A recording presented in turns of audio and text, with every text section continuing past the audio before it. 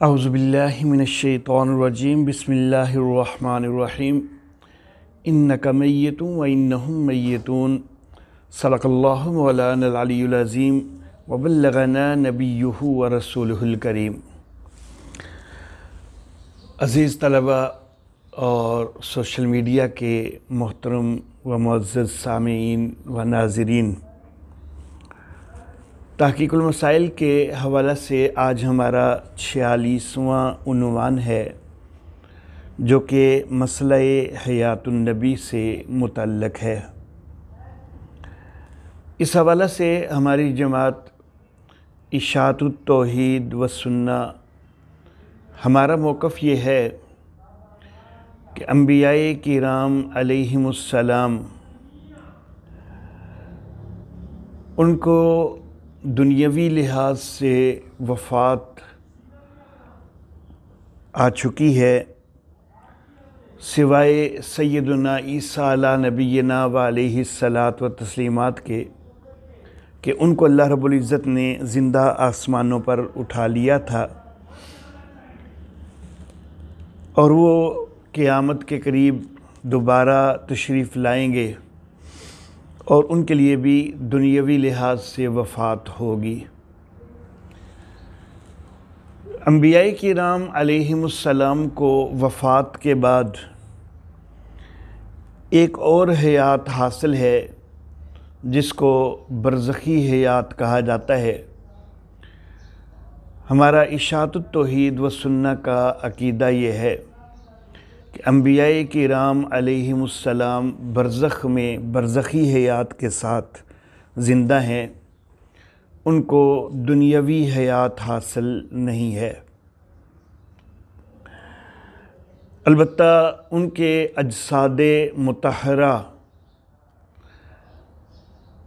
وہ اپنی قبور کے اندر مکمل محفوظ ہیں، اور قیامت تک بھی محفوظ رہیں گے، لیکن ان کے محفوظ ہونے کی وجہ یہ نہیں ہے کہ ان کے اندر دنیاوی حیات موجود ہے، بلکہ یہ اللہ رب العزت کی طرف سے ان کو اعزاز حاصل ہے، اور اللہ رب العزت حیات کے بغیر بھی، دنیاوی حیات کے بغیر بھی جس جسد اطہر کو چاہیں وہ محفوظ اور سلامت رکھ سکتے ہیں۔ انبیاء کرام علیہم السلام کے اجساد مطہرہ، ان کو معمولی سی بھی ان کے اندر کوئی تبدیلی پیدا نہیں ہوتی۔ جسم کے اندر جو نرمی ان کی وفات کے وقت تھی، ان کی زندگی میں تھی، تو اسی طرح ان کے جسم نرم رہتے ہیں اور محفوظ رہتے ہیں۔ بعض احباب یہ نظریہ رکھتے ہیں کہ انبیاء کرام علیہم السلام قبور کے اندر دنیاوی زندگی کے ساتھ زندہ ہیں، لیکن ہمارے نزدیک یہ نظریہ درست نہیں ہے۔ اس حوالہ سے میں انشاءاللہ ابھی تفصیلی دلائل اپنے ذکر کرنا چاہوں گا، لیکن اس سے قبل میں ایک بات واضح کرنا چاہوں گا کہ تحقیق المسائل کے حوالہ سے یہ جو مختلف عنوانات کے اوپر ہم گفتگو کر رہے ہیں، تو ان سے ہمارا مقصود کسی بحث و مناظرہ کا دروازہ کھولنا نہیں ہے، اور نہ ہی میں بلا وجہ کے بحث و مناظرہ کو کبھی پسند کرتا ہوں۔ ہمارے ان عنوانات کا مقصد اپنے طلبہ کی تعلیم ہے، اور اس کے علاوہ صحیح عقائد سے لوگوں کو آگاہ کرنا، آشنا کرنا، اور ان کو یہ دعوت دینا کہ الحمدللہ ثم الحمدللہ اشاعت التوحید و سنہ کا موقف قوی دلائل کے ساتھ ثابت ہے، تو دیگر احباب کو بھی اس کے مطابق اپنا عقیدہ بنانا چاہیے، قرآن و حدیث کے مطابق اپنا عقیدہ بنانا چاہیے، اور الحمدللہ ثم الحمدللہ اشاعت التوحید و سنہ کا عقیدہ مکمل قرآن و حدیث کے مطابق ہے۔ اس حوالے سے سب سے پہلے میں قرآن حکیم کی کچھ آیات مبارکہ کا ذکر کرنا چاہوں گا۔ سورہ آل عمران ہے، آیت نمبر 183 سے اللہ رب العزت یہ بات ارشاد فرماتے ہیں کہ الذین قالوا ان اللہ عہد الینا الا نؤمن لرسول حتی یأتینا بقربان تأکلہ النار۔ وہ لوگ کہ جنہوں نے یہ کہا کہ بے شک اللہ نے ہم سے یہ عہد لیا ہے کہ ہم ایمان نہیں لائیں گے کسی رسول پر یہاں تک کہ وہ ہمارے پاس وہ قربانی نہ لے کے آئے کہ جس کو آگ کھا جاتی ہے۔ قل اے نبی آپ ان سے کہیے قد جاءکم رسل من قبلی، تحقیق تمہارے پاس مجھ سے پہلے رسول آئے، بالبینات واضح دلائل لے کر، وبالذی قلتم اور وہ چیز بھی لے کے آئے کہ جو تم کہتے ہو، فلم قتلتموہم تو تم نے ان کو کیوں قتل کر دیا، کیوں شہید کر دیا، ان کنتم صادقین اگر تم سچے ہو۔ فَإِن كَذَّبُوكَ پھر آگے اللہ رب العزت نبی اکرم صلی اللہ علیہ وآلہ وسلم کو ایک تسلی دے رہے ہیں۔ اللہ فرماتے ہیں کہ اے میرے محبوب اگر یہ آپ کی تکذیب کریں، آپ کو جھٹلائیں، فَقَدْ كُذِّبَ رُسُلٌ مِّن قَبْلِكَ تو آپ سے پہلے رسولوں کی بھی تکذیب کی گئی ہے، جاءوا بالبینات والزبر والکتاب المنیر جو کہ واضح دلائل بھی لے کے آئے تھے، صحیفے لے کے آئے تھے اور روشن کتاب لے کے آئے تھے۔ کل نفس ذائقۃ الموت ہر نفس نے موت کا ذائقہ چکھنا ہے، وَإِنَّمَا تُوَفَّوْنَ أُجُورَكُمْ يَوْمَ الْقِيَامَةِ اور سوائے اس کے نہیں کہ تم کو قیامت کے دن تمہارے پورے بدلے دیے جائیں گے۔ فَمَنْ زُحْزِحَ عَنِ النَّارِ وَأُدْخِلَ الْجَنَّةَ فَقَدْ فَازَ پس جو کوئی آگ سے بچا لیا گیا، ہٹا لیا گیا اور جنت میں داخل کر دیا گیا تو تحقیق وہ کامیاب ہو گیا۔ وَمَا الْحَيَاةُ الدُّنْيَا إِلَّا مَتَاعُ الْغُرُورِ اور دنیا کی زندگی کیا ہے سوائے دھوکے کے سامان کے۔ میرے محترم احباب، اس آیت مبارکہ میں اللہ رب العزت نے ایک قربانی کا تذکرہ کیا ہے جس کو سوختنی قربانی کہا جاتا ہے۔ سیدنا آدم علیہ نبینا وعلیہ الصلاۃ و تسلیمات کی شریعت سے اس سوختنی قربانی کا سلسلہ اللہ رب العزت نے شروع فرمایا اور مختلف انبیاء کرام علیہم السلام کی شریعت کے اندر یہ سوختنی قربانی موجود رہی۔ یہ قربانی جو ہے اس کا طرز یہ تھا کہ جو وقت کا نبی ہوتا تھا اس کو ایک جگہ بتلا دی جاتی تھی، اور جس بندے نے بھی کوئی قربانی کرنی ہے، خواہ وہ کسی جاندار کی قربانی ہے، کسی جانور کی قربانی ہے، یا وہ کسی بے جان چیز کو اللہ کی راہ میں اس نے قربان کرنا ہے، تو جو جگہ وقت کے نبی کو بتائی گئی ہوتی تھی قربان گاہ، تو وہ چیز اس جگہ پر پہنچائی جاتی تھی، اور پھر اللہ کے نبی کو، وقت کے نبی کو اللہ رب العزت کی طرف سے مدت بھی بتلائی گئی ہوتی تھی کہ اتنی مدت، اتنے دن یا اتنے وقت میں آسمانی بجلی آ کر اس قربانی کو جلا دے گی، تو اس سے سمجھا جائے گا کہ یہ قربانی قبول ہو گئی ہے۔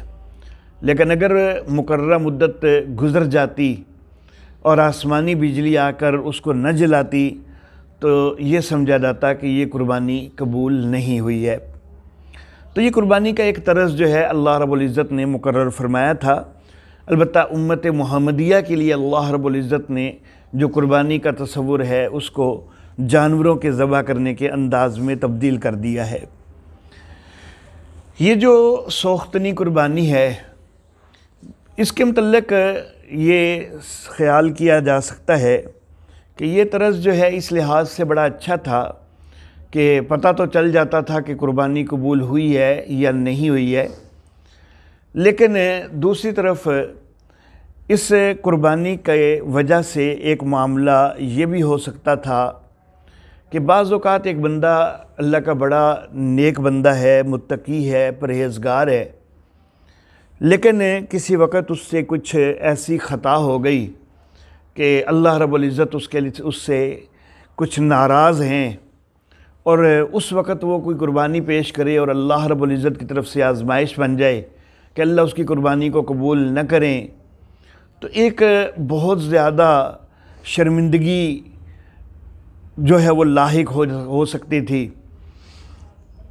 لوگوں نے یہ کہنا تھا کہ دیکھو جی، اوپر سے تو بڑا متقی پرہیزگار بنتا ہے، اندر سے پتہ نہیں کتنا گندا ہے، کتنا برا ہے کہ اللہ نے اس کی قربانی تک کو بھی قبول نہیں کیا، حالانکہ حقیقت میں وہ اللہ کا پسندیدہ بندہ ہے، لیکن ایک آزمائش آ گئی اور اس کی قربانی جو ہے وہ قبول نہیں ہوئی۔ تو بہرحال یہ ایک اس کے اندر شرمندگی کا پہلو جو ہے اس کا امکان کافی ہوتا تھا۔ امت محمدیہ کو جو قربانی دی گئی ہے اس کے اندر یہ والا امکان موجود نہیں ہے۔ البتہ یہ ہے کہ جو پتہ چل جاتا تھا کہ قربانی قبول ہوئی ہے یا نہیں، تو میں یہ عرض کرنا چاہوں گا کہ ہر بندے کو اپنی نیت کا تو پتہ ہوتا ہے۔ اگر کسی نے واقعی خلوص سے نیت کے ساتھ اور صحیح عقیدے کے ساتھ اللہ کی رضا کے لیے قربانی دی ہے تو وہ انشاءاللہ قبول ہی قبول ہوگی۔ ہماری نمازیں جو ہیں ان کے قبول ہونے کا کوئی اس طرح باقاعدہ سرٹیفکیٹ وہ ہمارے سامنے نہیں آتا۔ ہمارے روزے جو ہیں ان کی قبولیت کا کوئی باقاعدہ سرٹیفکیٹ ہمارے سامنے نہیں آتا ہے۔ اسی طرح ہماری دیگر عبادات ہیں، ان کی قبولیت کا کوئی باقاعدہ سرٹیفکیٹ ہماری اس دنیا کی زندگی میں ہمارے سامنے نہیں آتا۔ تو پھر قربانی کا بھی کوئی اس طرح کا سرٹیفکیٹ سامنے نہ آئے تو اس سے کوئی فرق نہیں پڑتا۔ خلوص نیت موجود ہو، عقیدہ درست ہو، اللہ کی رضا کے لیے، خالص اللہ کی رضا کے لیے حلال مال سے قربانی کی گئی ہو تو وہ انشاءاللہ قبول ہی قبول ہوتی ہے۔ بہرحال اس قربانی کا تذکرہ کر کے تو اللہ رب العزت نے ذکر فرمایا کہ یہ کچھ لوگ جو ہیں انہوں نے یہ کہا کہ ہم سے تو یہ عہد لیا گیا تھا کہ ہم ایسے رسول کو ہی مانیں گے کہ جس کے پاس یہ سوختنی قربانی آئے۔ تو اے نبی، آپ ان کے جواب میں کہیے کہ تمہارے پاس مجھ سے پہلے بھی رسول آئے، واضح دلائل لے کے بھی آئے اور وہ چیز بھی لے کے آئے کہ جس کو تم کہہ رہے ہو، یعنی سوختنی قربانی بھی وہ لے کے آئے۔ اللہ فرماتے فَلِمَ قَتَلْتُمُوهُمْ، اے نبی آپ ان سے پوچھئے پھر تم نے ان کو شہید کیوں کر دیا، ان کو قتل کیوں کر دیا، ان کنتم صادقین، اگر تم سچے ہو۔ تو گیا کہ یہاں پر انبیاء کرام علیہم السلام کا تذکرہ ہو رہا ہے، اور انبیاء بھی وہ کہ جن کو شہید کر دیا گیا، تو ان کا اللہ رب العزت تذکرہ فرما رہے ہیں۔ اس کے بعد آگے اللہ رب العزت نبی اکرم صلی اللہ علیہ وآلہ وسلم کو ایک تسلی دینے کے بعد آگے یہ انبیاء کا تذکرہ چل رہا ہے، اور اللہ فرماتے ہیں کل نفس ذائقۃ الموت، ہر نفس نے موت کا ذائقہ چکھنا ہے۔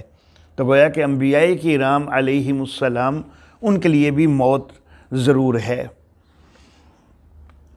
اللہ اللہ، پھر مزید اللہ رب العزت نے انہی آیات مبارکہ میں ایک اور لفظ یہ بھی ارشاد فرمائے ہیں کہ وَمَا الْحَيَاةُ الدُّنْيَا إِلَّا مَتَاعُ الْغُرُورِ، اور دنیا کی زندگی کیا ہے سوائے دھوکے کے سامان کے۔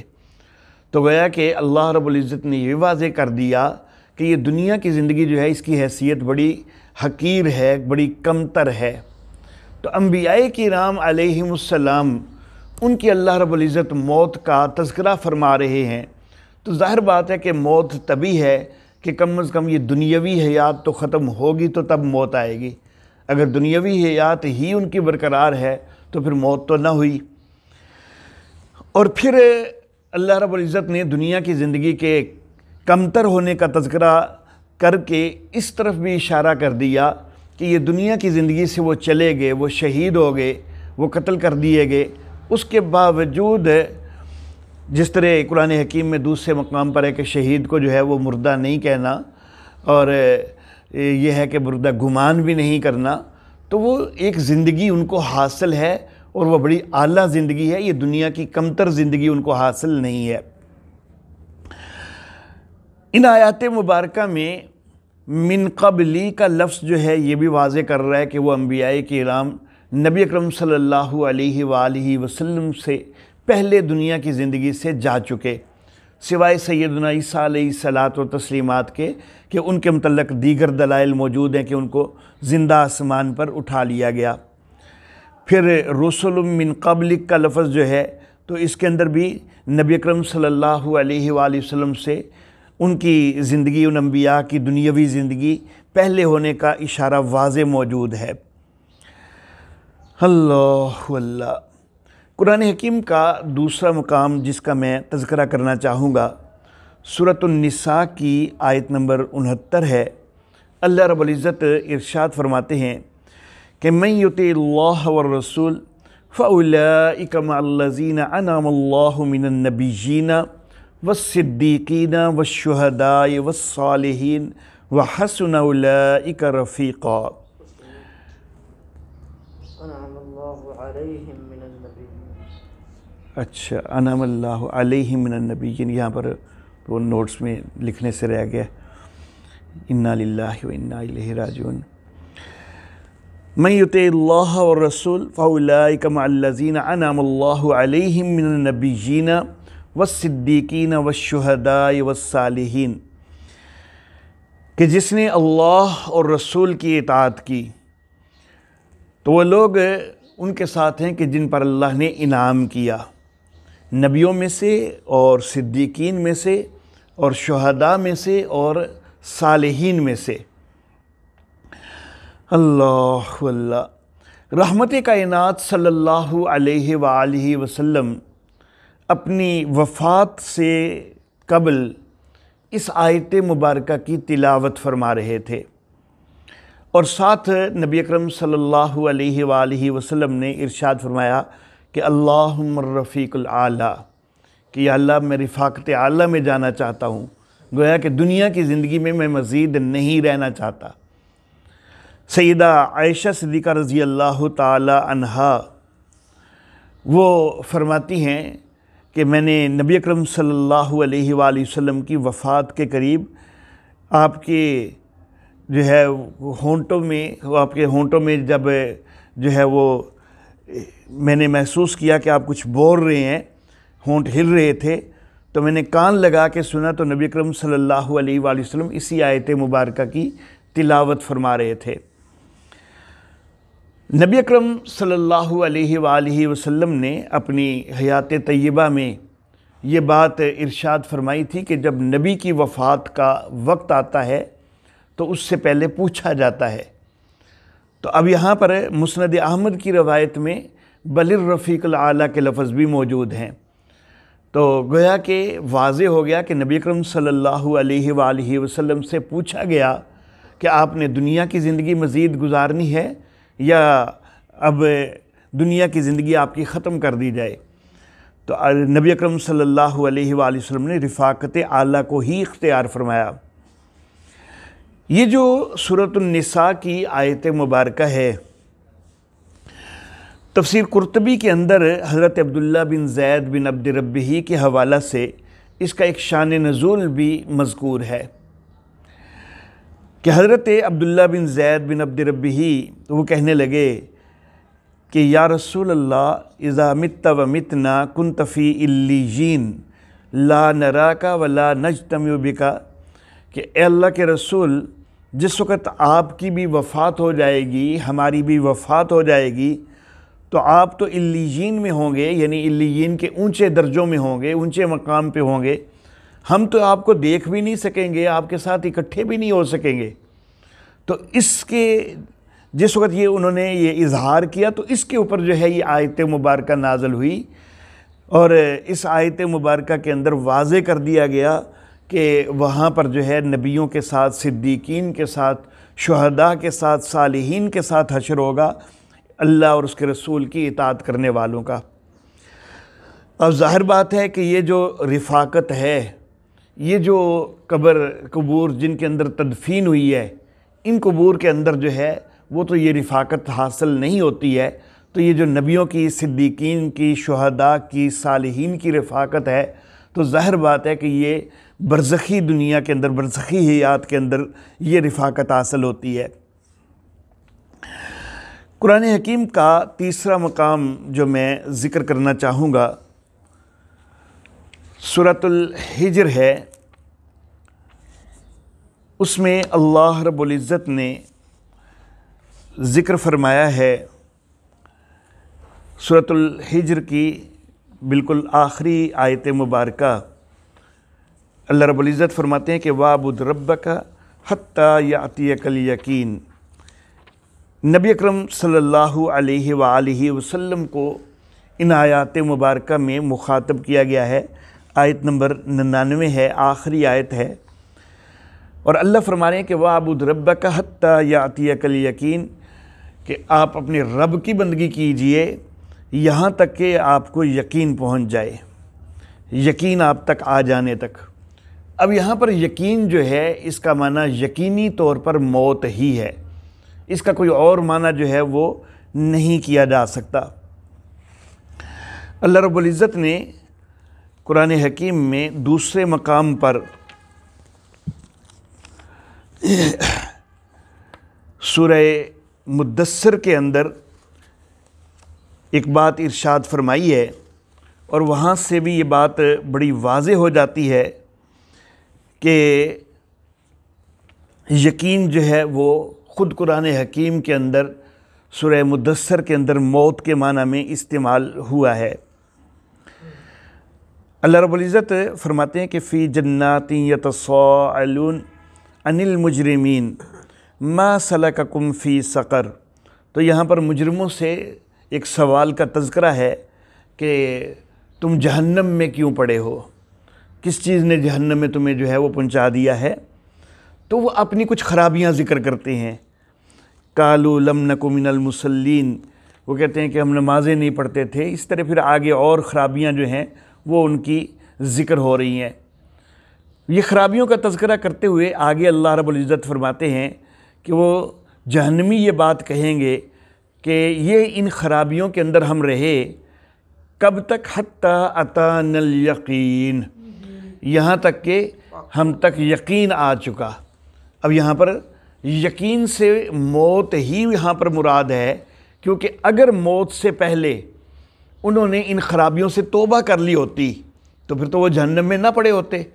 تو گویا کہ وہ یہی کہہ رہے ہیں کہ ہم مرنے تک بھی انہی خرابیوں کے اندر موجود رہے، انہی بدبختیوں کے اندر موجود رہے، تو اس لیے ہم جہنم کے اندر پڑے ہوئے ہیں۔ تو یہاں پر سارے مفسرین جو ہیں وہ یقین کا معنی موت ہی کرتے ہیں۔ رحمت کائنات صلی اللہ علیہ وآلہ وسلم آپ سے بھی یقین کا معنی موت جو ہے وہ ثابت ہے۔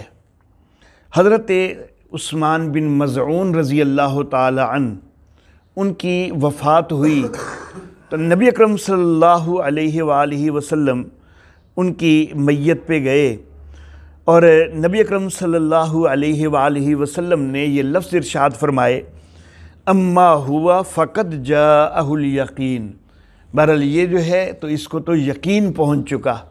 تو گویا کہ یہ وہ میت تھی اور اس کو نبی اکرم صلی اللہ علیہ وآلہ وسلم نے یقین کے لفظ سے تعبیر فرمایا، تو گویا کہ یقین بمعنی موت ہے۔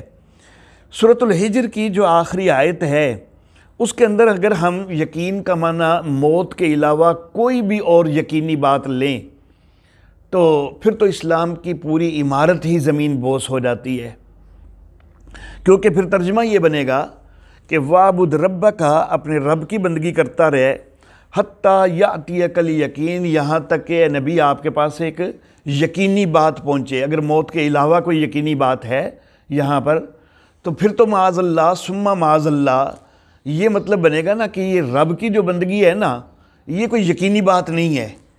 تو فی الوقت لیکن چلو گزارا کیجئے، اپنے رب کی بندگی کرتے جائیے، تو جب وہ یقینی بات آ جائے گی نا تو پھر رب کی بندگی چھوڑ دیجیے گا اور اس یقینی چیز کو اختیار کر لیجیے گا، پھر تو یہ معنی بن جائے گا۔ اور ظاہر بات ہے کہ اس سے تو اسلام کی ساری عمارت کی زمین بوس ہو جاتی ہے۔ تو یہاں پر یقین کا معنی موت ہی کرنا لازم ہے کہ اے نبی مرنے تک بھی جو ہے وہ اپنے رب کی بندگی کرتے جائیے۔ تو انبیاء کرام علیہم السلام کے لیے بھی موت جو ہے وہ ثابت ہے۔ یہاں پر خود نبی اکرم صلی اللہ علیہ وآلہ وسلم کے لیے یقین کا لفظ بمعنی موت وہ ثابت ہے۔ قرآن حکیم کا ایک چوتھا مقام میں ذکر کرنا چاہوں گا، سورۃ النحل ہے، آیت نمبر 20-21 کے اندر اللہ رب العزت ارشاد فرماتے ہیں کہ والذین یدعون من دون اللہ لا یخلقون شیئا وہم یخلقون، جن کو اللہ کے سوا پکارتے ہیں وہ کوئی چیز پیدا نہیں کرتے اور بلکہ وہ تو خود پیدا کیے ہوئے ہیں۔ اموات مردہ ہیں، غیر احیاء وہ زندہ نہیں ہیں، وما یشعرون ایان یبعثون اور ان کو تو یہ بھی معلوم نہیں کہ وہ کب اٹھائے جائیں گے۔ یہ جو آخر پہ اللہ رب العزت نے ارشاد فرمایا نا کہ وما یشعرون ایان یبعثون، تو اس سے یہ بات بھی واضح ہوگی کہ یہ بات ان کی ہو رہی ہے کہ جن کو اٹھایا جانا ہے۔ تو اٹھایا تو انسانوں کو جانا ہے نا، بتوں کو تو نہیں اٹھایا جانا۔ تو یہ آیت کوئی بتوں کے متعلق نہیں ہے بلکہ انسانوں کے متعلق ہے۔ اور انسانوں میں سے کن کو اللہ کے سوا پکارا جاتا ہے؟ وہ ظاہر انبیاء اور اولیاء کو ہی پکارا جاتا ہے۔ تو گویا کہ یہ آیت مبارکہ جو ہے یہ انبیاء اولیاء کے متعلق ہے، اور اللہ رب العزت فرماتے ہیں کہ جن کو اللہ کے سوا پکارتے ہو ان کے متعلق اللہ حکم لگا رہے ہیں کہ اموات وہ مردہ ہیں، غیر احیاء وہ زندہ نہیں ہیں، اور ان کو تو معلوم بھی نہیں کہ وہ کب اٹھائے جائیں گے۔ تو گویا کہ اٹھا لیے نہیں گئے۔ وہ بعض لوگ کہتے ہیں نا کہ وفات کے تھوڑی دیر بعد دوبارہ روح جو ہے واپس لوٹ آتی ہے اور دوبارہ دنیاوی زندگی مل جاتی ہے، تو اللہ تو کہہ رہے ہیں کہ ان کو پتہ ہی کوئی نہیں کہ کب اٹھائے جائیں گے۔ تو گویا کہ وہ اٹھائے جانے ہیں، ابھی اٹھائے گئے نہیں ہیں۔ اللہ اللہ۔ قرآن حکیم کا 5واں مقام جو میں ذکر کرنا چاہوں گا سورہ مریم ہے، اس کے اندر اللہ رب العزت آیت نمبر 15 کے اندر حضرت سیدنا یحییٰ علیہ نبینا وعلیہ الصلاۃ والتسلیمات کا تذکرہ کرتے ہوئے یہ ارشاد فرماتے ہیں کہ وَسَلَامٌ عَلَيْهِ يَوْمَ وُلِدَ وَيَوْمَ يَمُوتُ وَيَوْمَ يُبْعَثُ حَيًّا، کہ سلامتی ہے اس پر جس دن وہ پیدا ہوا اور جس دن اس کی وفات ہے اور جس دن وہ زندہ کر کے اٹھایا جائے گا۔ تو گویا کہ اللہ کے نبی ہیں اور اللہ رب العزت نے ان کے لیے موت کا لفظ باقاعدہ استعمال فرمایا ہے۔ اور پھر ساتھ اللہ رب العزت نے یوم کا لفظ جو ہے آیت مبارکہ میں 3 دفعہ فرمایا ہے، 2 دفعہ نہیں فرمایا۔ یوں نہیں کہا اللہ نے کہ سلام علیہ یوم ولدہ و یوم یموت و یبعث حیا، یوں نہیں فرمایا، بلکہ یوم یموت الگ اس میں یوم کا لفظ آیا اور یبعث حیا سے پہلے یوم کا لفظ الگ سے آیا۔ تو اس سے وہ نظریہ جو ہے وہ غلط ثابت ہو گیا کہ جس دن وفات ہوتی ہے تو تھوڑی دیر بعد ہی روحیں واپس آ جاتی ہیں انبیاء کی اور اسی دن اٹھا لیا جاتا ہے۔ اللہ نے وہ دن الگ قرار دیا ہے کہ جس دن موت آئی، اور وہ دن الگ قرار دیا ہے کہ جس دن اٹھایا جائے گا، اور وہ دن جو ہے وہ جس دن اٹھایا جائے گا تو وہ قرآن حکیم میں دوسرے مقام سے ثابت ہے کہ وہ قیامت والا دن ہوگا کہ جب اٹھایا جائے گا۔ چھٹا مقام جو میں ذکر کرنا چاہوں گا یہ بھی سورہ مریم میں ہی حضرت سیدنا عیسیٰ علیہ نبینا علیہ الصلاۃ والتسلیمات کی زبان مبارک سے اللہ رب العزت یہ ذکر فرماتے ہیں کہ حضرت عیسیٰ علیہ الصلاۃ والتسلیمات نے فرمایا کہ وَالسَّلَامُ عَلَيَّ يَوْمَ وُلِدتُّ وَيَوْمَ أَمُوتُ وَيَوْمَ أُبْعَثُ حَيًّا، کہ مجھ پر سلامتی ہے کہ جس دن میں پیدا ہوا اور جس دن میں مروں گا اور جس دن میں زندہ کر کے اٹھایا جاؤں گا۔ تو یہاں پر بھی اللہ رب العزت نے مرنے کے لیے الگ سے یوم کا لفظ استعمال فرمایا ہے، اور یوم ابعث حیا میں الگ سے یوم کا لفظ استعمال فرمایا ہے۔ تو گویا کہ مرنے کے تھوڑی دیر بعد ہی دوبارہ زندگی نہیں مل جاتی ہے، بلکہ اٹھائے جانے کا دن الگ دن ہے۔ قرآن حکیم کا 7واں مقام جو میں ذکر کرنا چاہوں گا سورۃ الانبیاء ہے۔ اس میں اللہ رب العزت ذکر فرماتے ہیں، اللہ فرماتے ہیں وَمَا جَعَلْنَا لِبَشَرٍ مِّن قَبْلِكَ الْخُلْدَ، ہم نے اے نبی آپ سے پہلے کسی بھی انسان کے لیے ہمیشگی نہیں بنائی۔ أَفَإِن مِتَّ فَهُمُ الْخَالِدُونَ، تو اے نبی اگر آپ کی وفات ہو جانی تو کیا انہوں نے ہمیشہ رہ جانا ہے؟ اب یہاں پر نبی اکرم صلی اللہ علیہ وآلہ وسلم کے لیے ان متّہ کا لفظ استعمال ہوا، اور پھر ساتھ اللہ نے فرمایا کل نفس ذائقۃ الموت، اے نبی آپ کے لیے بھی موت ہے، ان کے لیے بھی موت ہے، ہر نفس نے موت کا ذائقہ چکھنا ہے۔ اللہ اللہ، تو اس سے پہلے جو ہے وَمَا جَعَلْنَا لِبَشَرٍ مِّن قَبْلِكَ الْخُلْدَ، تو اس میں کم و بیش 1,24,000 انبیاء کرام بھی ہیں، ان میں سے کسی کے لیے بھی ہمیشگی نہیں ہے، کسی انسان کے لیے اے نبی ہم نے ہمیشگی نہیں بنائی ہے۔ محترم احباب، طلباء کے سامنے بیان کرتے ہوئے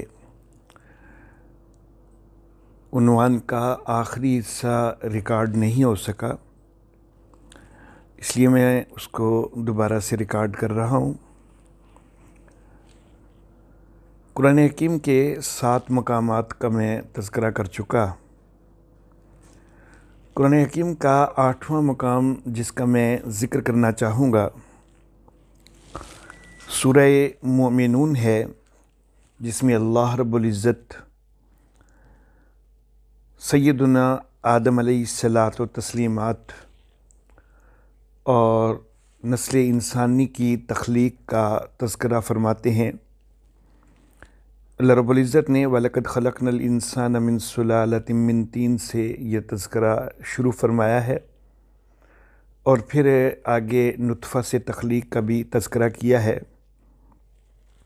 تو گویا کہ حضرت سیدنا آدم علیہ الصلاۃ والتسلیمات کی جو مٹی سے تخلیق ہے اس کا بھی اللہ رب العزت نے تذکرہ فرمایا، اور پھر آگے نسل انسانی کا نطفہ کے ذریعے تخلیق کا تذکرہ بھی فرمایا۔ اور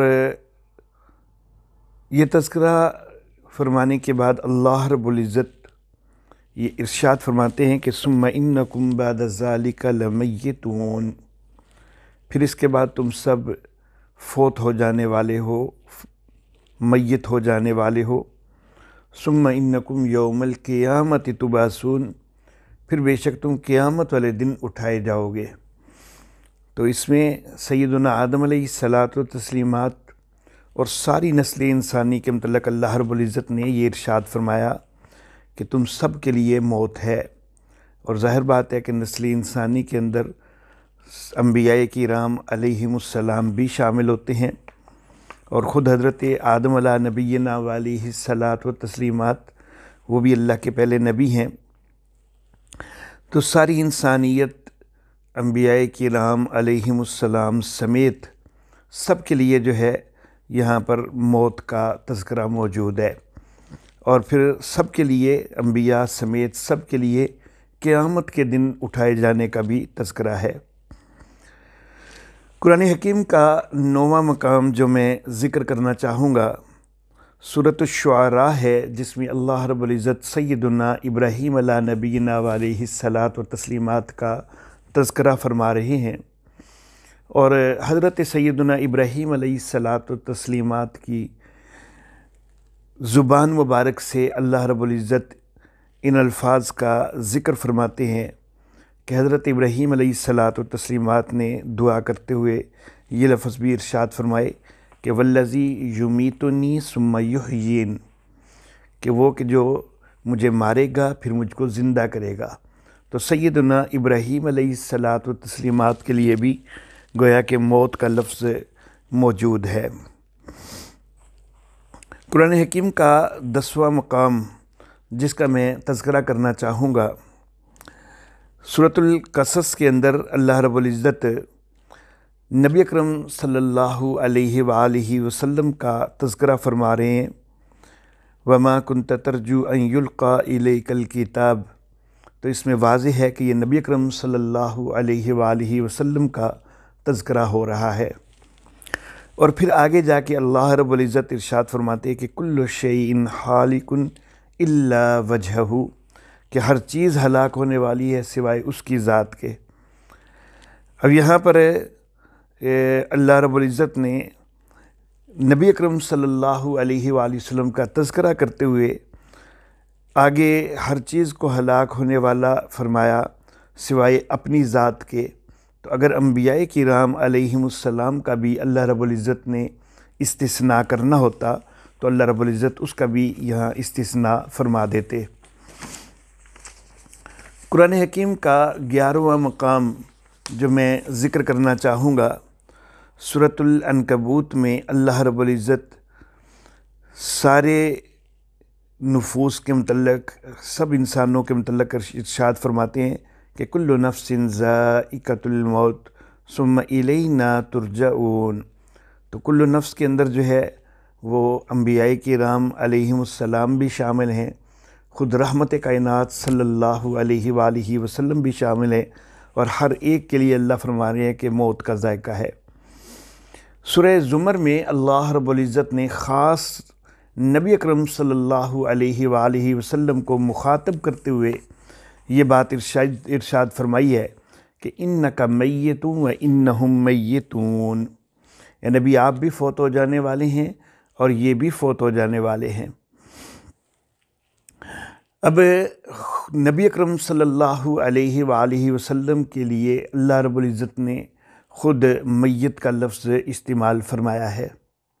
یہاں پر میں ایک بات عرض کرنا چاہوں گا کہ قرآن حکیم میں شہداء کو مردہ کہنے کی ممانعت کی گئی ہے، بلکہ صرف کہنے کی ہی نہیں، مردہ گمان کرنے تک کی بھی ممانعت کی گئی ہے۔ اور شہداء کا درجہ ظاہر بات ہے کہ انبیاء کرام علیہم السلام سے تو کم ہے، انبیاء کرام علیہم السلام کا درجہ زیادہ ہے۔ تو اگر شہید زندہ ہیں ان کو مردہ نہیں کہنا، تو انبیاء کرام علیہم السلام تو وہ تو بطریق اولیٰ جو ہیں وہ زندہ ہیں۔ لیکن اللہ رب العزت نے انبیاء کرام علیہم السلام کے لیے میت کا لفظ استعمال فرمایا ہے، جیسا کہ میں کئی آیات ذکر کر چکا ہوں۔ خود نبی اکرم صلی اللہ علیہ وآلہ وسلم تک کے لیے انک میتون و انہم میتون اللہ رب العزت فرما رہے ہیں۔ تو سوال یہ پیدا ہوتا ہے کہ جب شہداء کے لیے اللہ رب العزت نے ارشاد فرما دیا کہ ان کو مردہ نہیں کہنا بلکہ مردہ گمان تک بھی نہیں کرنا، تو دوسری طرف اللہ رب العزت جو ان سے بھی اعلیٰ اور افضل ہستیاں ہیں انبیاء کرام علیہم السلام، تو ان کے لیے پھر خود اللہ رب العزت میت کا لفظ کیوں ارشاد فرما رہے ہیں؟ ان کے لیے موت کا لفظ کیوں ارشاد فرمایا جا رہا ہے؟ تو میں یہ عرض کرنا چاہوں گا کہ اللہ رب العزت یہاں سے یہ چیز سمجھانا چاہتے ہیں کہ ایک زندگی بہرحال وہ ختم ہوتی ہے، ایک اور زندگی جو ہے وہ شروع ہوتی ہے، اور اس زندگی کے ساتھ شہداء اور انبیاء زندہ ہوتے ہیں، لیکن ایک دنیاوی زندگی جو ہے وہ تو بہرحال ختم ہوتی ہے۔ دیکھیں، اگر انبیاء کرام علیہم السلام کے لیے بھی موت کا لفظ استعمال کرنے کی ممانعت کر دی جاتی اور اللہ رب العزت نے یہ لفظ ارشاد نہ فرمایا ہوتا، یہ استعمال نہ فرمایا ہوتا، تو پھر تو جو ہے لوگوں کا نظریہ زیادہ اسی چیز کی طرف بننے لگ جاتا کہ دنیاوی زندگی جو ہے وہ شہداء کی بھی ختم نہیں ہوتی اور انبیاء کی بھی ختم نہیں ہوتی۔ لیکن اللہ رب العزت نے انبیاء کرام علیہم السلام کے لیے موت کا لفظ اور میت کا لفظ استعمال فرما دیا،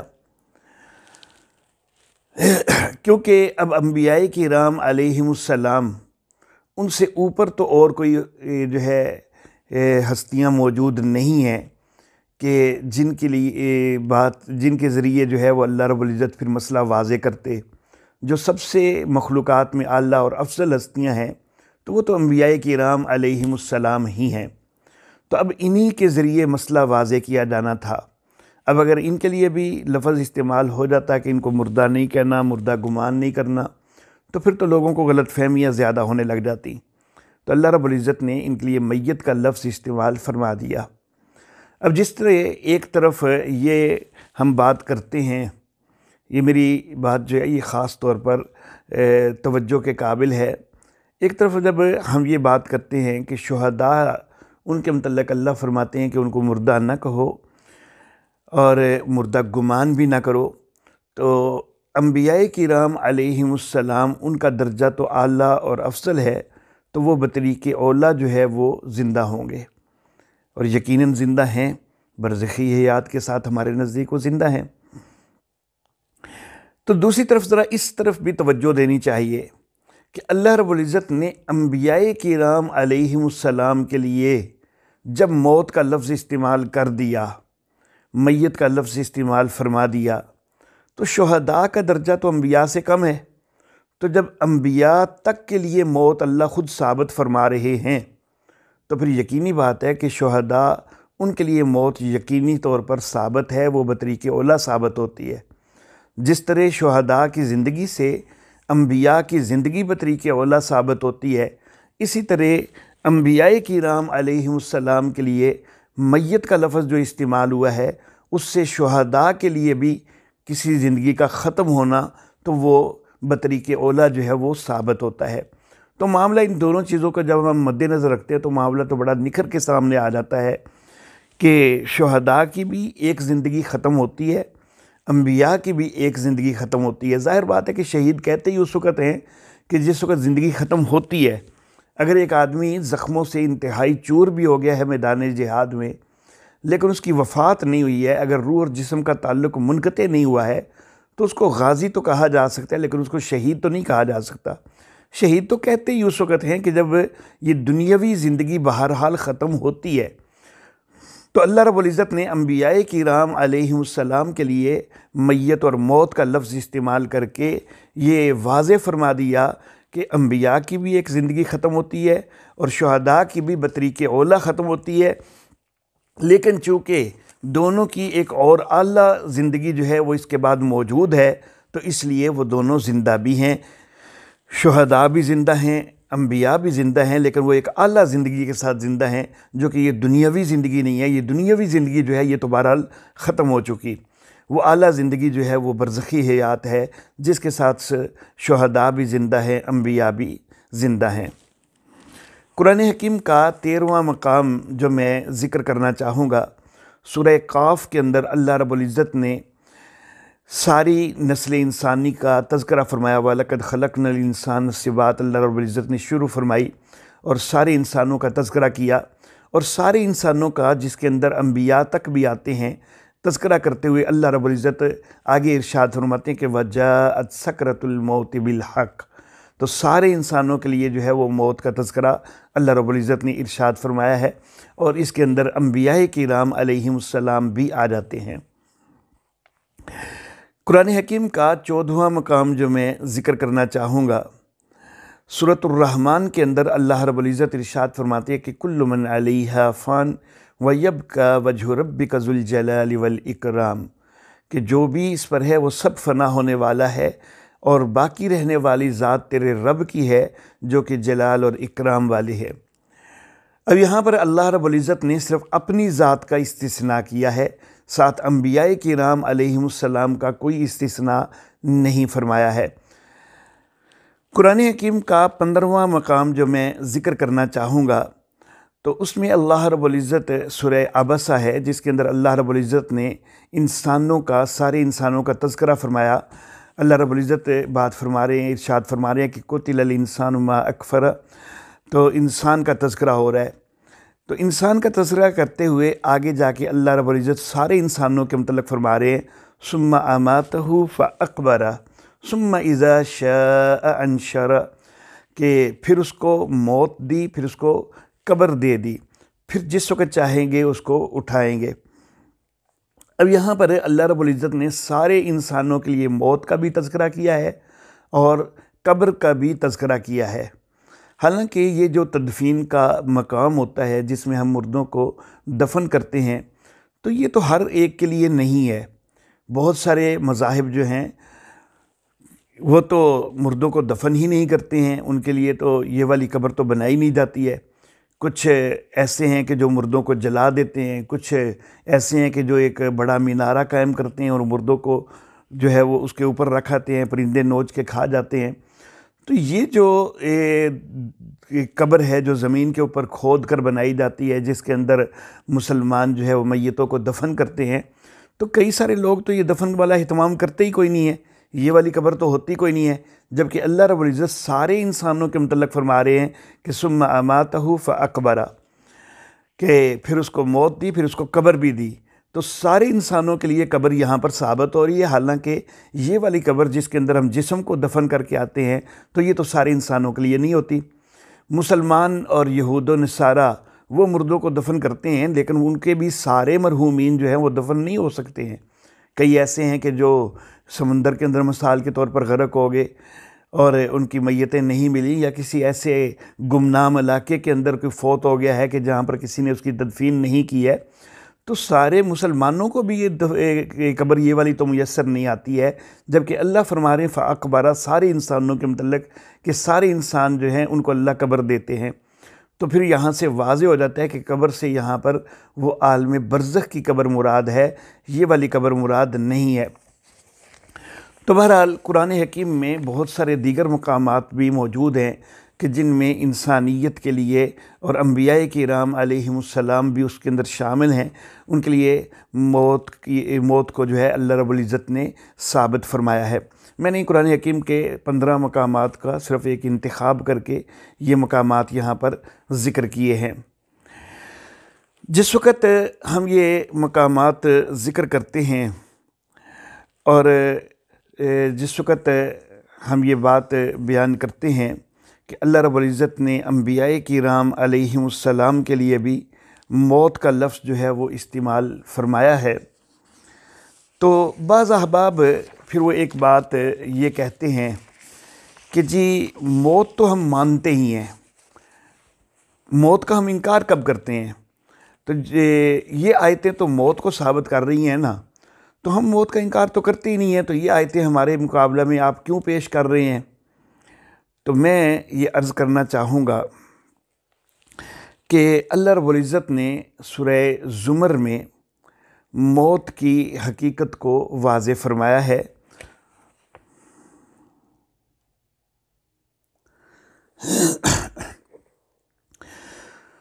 سورۃ الزمر کی آیت نمبر 42 ہے، جس میں اللہ رب العزت ارشاد فرماتے ہیں کہ اللہ یتوفی الانفس حین موتہا واللتی لم تمت فی منامہا، کہ اللہ جانوں کو قبض کر لیتے ہیں ان کی موت کے وقت، اور جن کی ابھی موت نہیں آئی ہوتی ان کی نیند کے وقت اللہ جانیں قبض کر لیتے ہیں۔ پھر آگے اللہ رب العزت ارشاد فرماتے ہیں، یہ پہلے تو اللہ نے فرما دیا نا کہ نیند اور موت دونوں میں جانیں قبض کی جاتی ہیں، لیکن پھر آگے اللہ رب العزت ایک فرق واضح فرماتے ہیں۔ اللہ فرماتے ہیں فَيُمْسِكُ الَّتِي قَضَىٰ عَلَيْهَا الْمَوْتِ، بس اس کو روک رکھتے ہیں کہ جس کے اوپر موت کا فیصلہ ہو چکا، اور جس کے اوپر بھی موت کا فیصلہ نہیں ہوا، جو نیند کے اندر قبض کی گئی ہے، اس کے متعلق اللہ فرماتے ہیں وَيُرْسِلُ الْأُخْرَىٰ إِلَىٰ أَجَلٍ مُّسَمًّى، اور دوسری کو ایک مقررہ مدت تک اللہ بھیج دیتے ہیں۔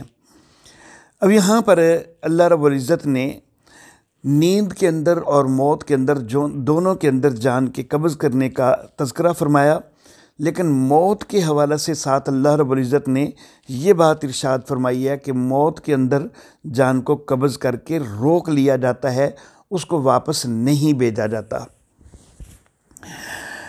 اور یہ کتنا عرصہ روکا جاتا ہے؟ سورہ مومنون کے اندر اللہ رب العزت نے ارشاد فرمایا سارے انسانوں کے متعلق کہ ثم انکم بعد ذالک لمیتون ثم انکم یوم القیامت تبعثون۔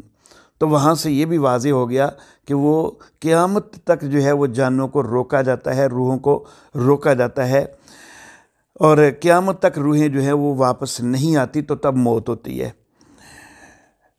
ہم جس وقت انبیاء کرام علیہم السلام کے لیے قرآن حکیم سے موت کا لفظ جو ہے وہ دکھلاتے ہیں اور یہ کہتے ہیں کہ موت کا لفظ اور میت کا لفظ موجود ہے، تو یہ جب کہا جاتا ہے کہ موت کو تو ہم مانتے ہیں، لیکن میں یہ عرض کرنا چاہوں گا کہ جس کو آپ مان رہے ہو تو وہ تو در حقیقت قرآن حکیم کی تعریف کے مطابق موت بن ہی نہیں رہی۔ قرآن حکیم موت کی تعریف یہ فرما رہا ہے کہ جس کی جان قبض کی جاتی ہے اور اس کو روک رکھا جاتا ہے، اور وہ روکا بھی قیامت تک جاتا ہے، تو وہ موت ہے۔ جس کی جان واپس بھیج دی جاتی ہے نا، تو وہ تو بے شک 309 سال بعد بھی واپس بھیجی جائے، تو وہ نیند ہے، وہ موت نہیں ہے۔ تو در حقیقت آپ جو ہے وہ موت کے سمجھنے میں غلطی کھا رہے ہیں، اور جس کو قرآن حکیم نے موت کہا ہے اس کی تو تعریف قرآن حکیم سے یہی واضح ہوتی ہے کہ جانوں کو روک رکھا جاتا ہے اور قیامت تک روکا جاتا ہے، قیامت والے دن جو ہے وہ اٹھایا جائے گا۔ لیکن آپ جو ہے وہ کہتے ہیں کہ کچھ دیر بعد ہی انبیاء کی ارواح واپس آ جاتی ہیں، تو یہ تو پھر نیند ہوتی ہے نا، پھر یہ موت تو نہیں ہوتی۔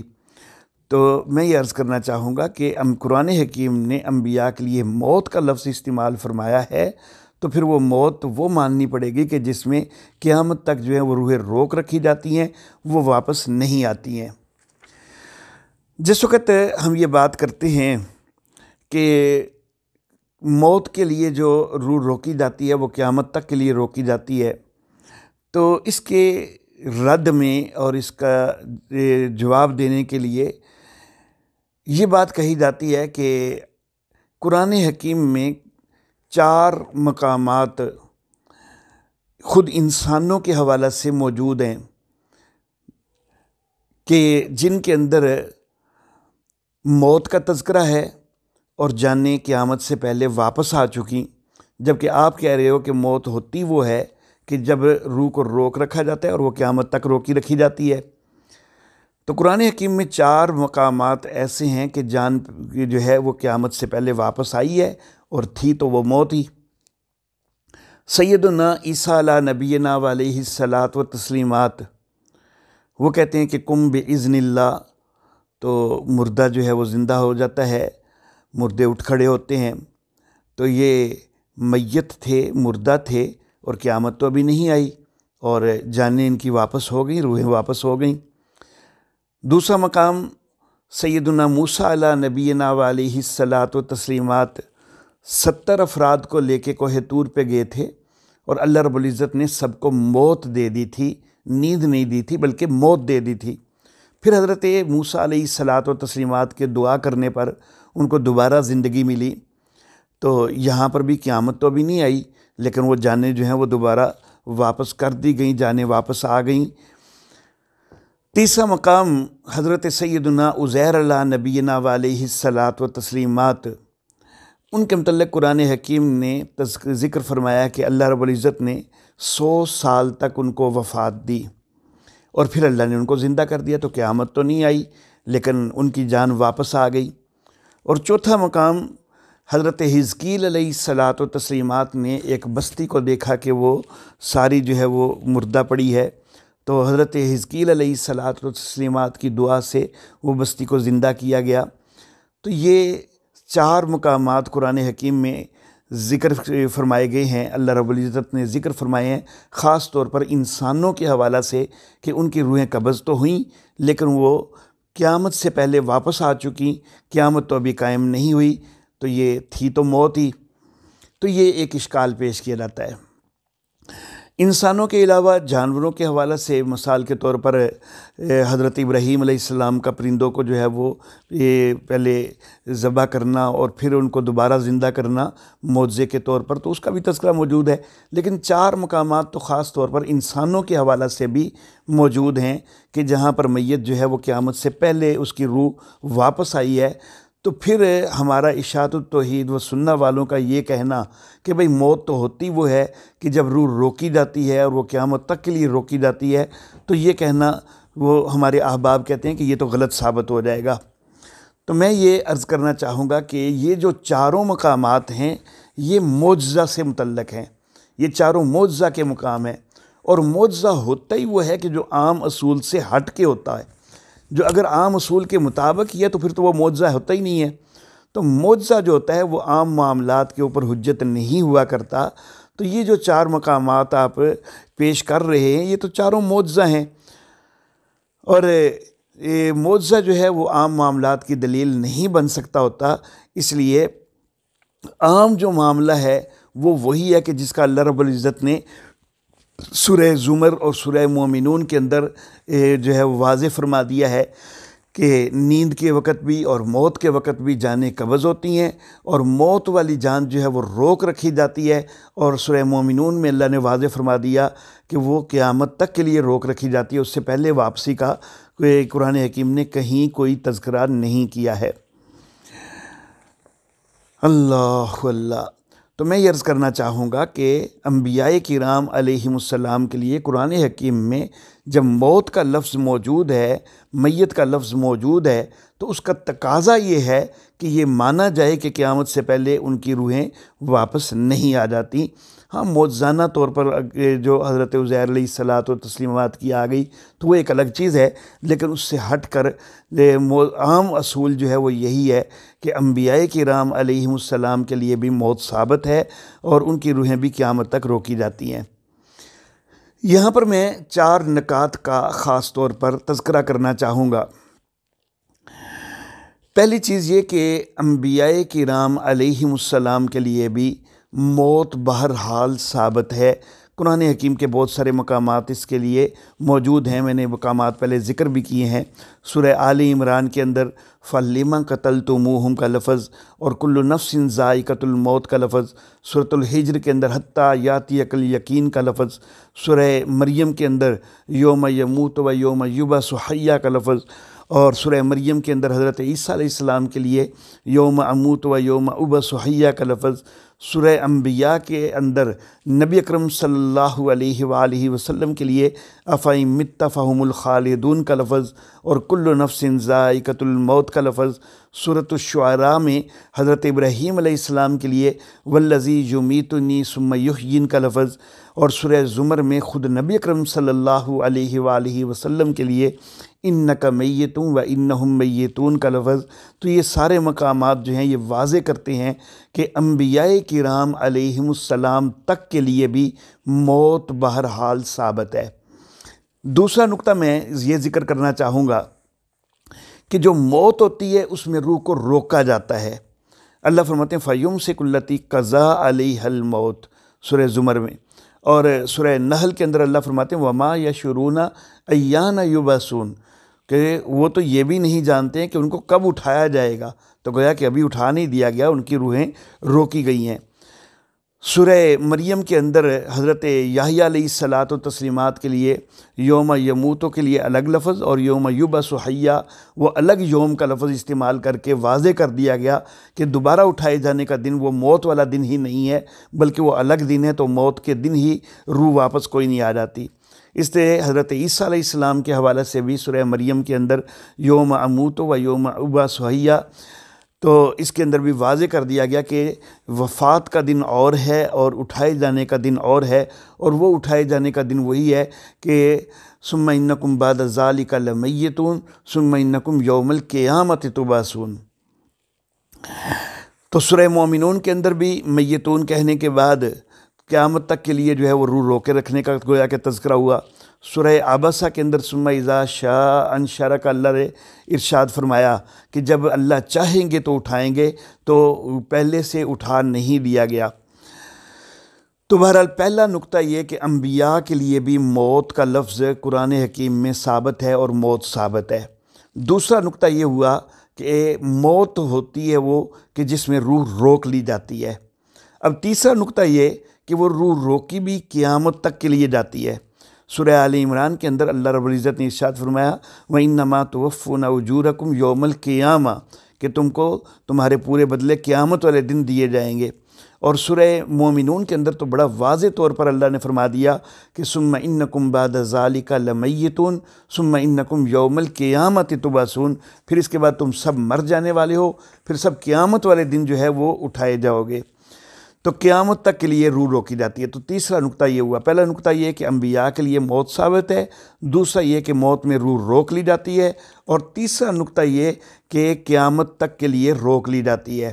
تو پھر بھائی ان سارے نکات سے واضح ہوا کہ انبیاء بھی اپنی ان قبور کے اندر دنیاوی زندگی کے ساتھ بہرحال زندہ نہیں ہیں۔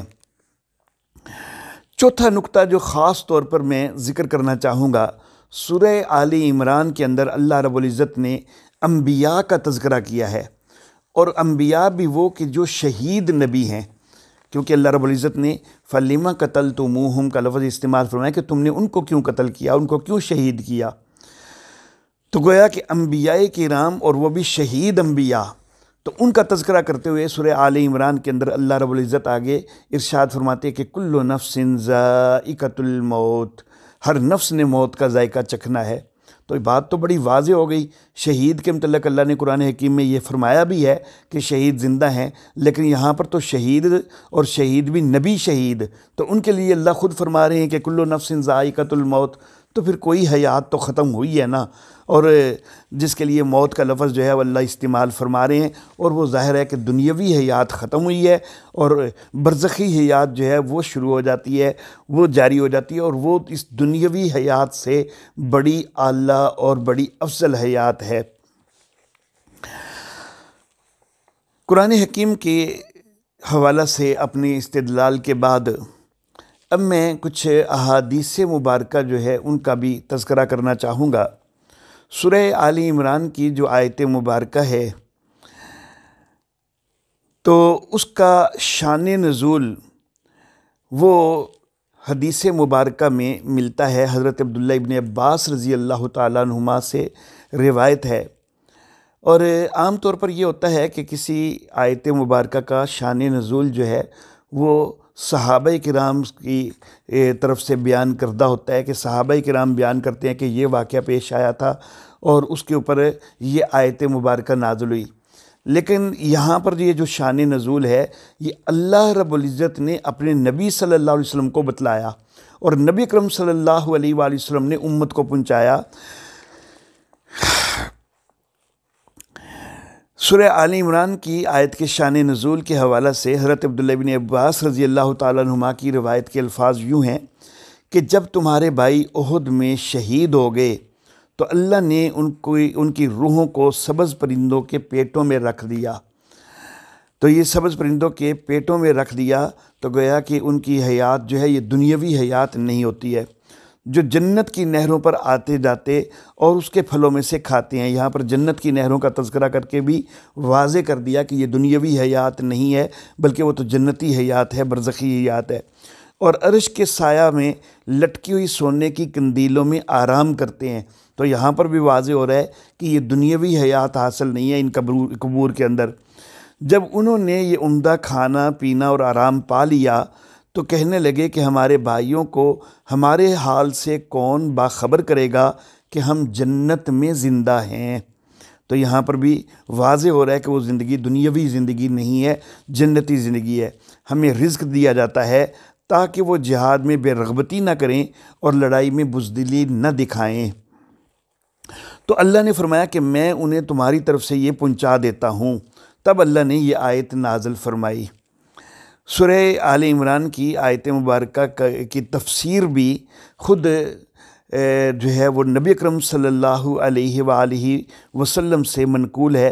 حضرت عبداللہ ابن مسعود رضی اللہ تعالیٰ عنہ سے روایت ہے کہ حضرت عبداللہ ابن مسعود رضی اللہ تعالیٰ عنہ فرماتے ہیں کہ ہم نے اس کے متعلق خود پوچھا تھا، یعنی نبی اکرم صلی اللہ علیہ وآلہ وسلم سے پوچھا تھا، پس ہم کو خبر دی کہ ان کی روحیں سبز پرندوں میں ہیں، جنت میں جہاں سے چاہتی ہیں میوے کھاتی ہیں اور عرش سے لٹکی ہوئی قندیلوں میں گانا کرتی ہیں۔ پس تیرے رب نے ان کی طرف ایک دفعہ جھانکا، پس کہا کہ کیا تم مزید کچھ چاہتی ہو کہ میں تمہیں زیادہ دوں؟ کہنے لگیں اے ہمارے رب اب ہم مزید کیا مانگیں کہ جب ہم جنت میں ہیں۔ تو یہ بڑا واضح ہو رہا ہے کہ ان کی زندگی، شہداء کی زندگی وہ برزخی اور جنتی زندگی ہے، دنیاوی نہیں ہے۔ جہاں سے چاہتے ہیں میوے کھاتے ہیں۔ پھر ان پر دوبارہ جھانکا، پس کہا کہ تم مزید کچھ چاہتے ہو کہ میں تمہیں زیادہ دوں؟ پس جب انہوں نے دیکھا کہ وہ چھوڑے نہیں جائیں گے تو کہنے لگے کہ ہماری ارواح کو ہمارے جسموں میں لوٹا دے۔ تو گویا کہ شہید تو یہ خواہش کریں گے کہ ہماری ارواح جو ہیں ہمارے جسموں میں لوٹائی جائیں تاکہ دنیا کی زندگی ایک دفعہ ہمیں دوبارہ حاصل ہو۔ کیوں دوبارہ حاصل ہو؟ تاکہ ہم دوبارہ شہادت کی لذت حاصل کریں۔ تو ہماری ارواح کو ہمارے جسموں میں لوٹا دے یہاں تک کہ ہم دنیا کی طرف لوٹیں، یعنی وہ دنیا کی زندگی کی خواہش کریں گے۔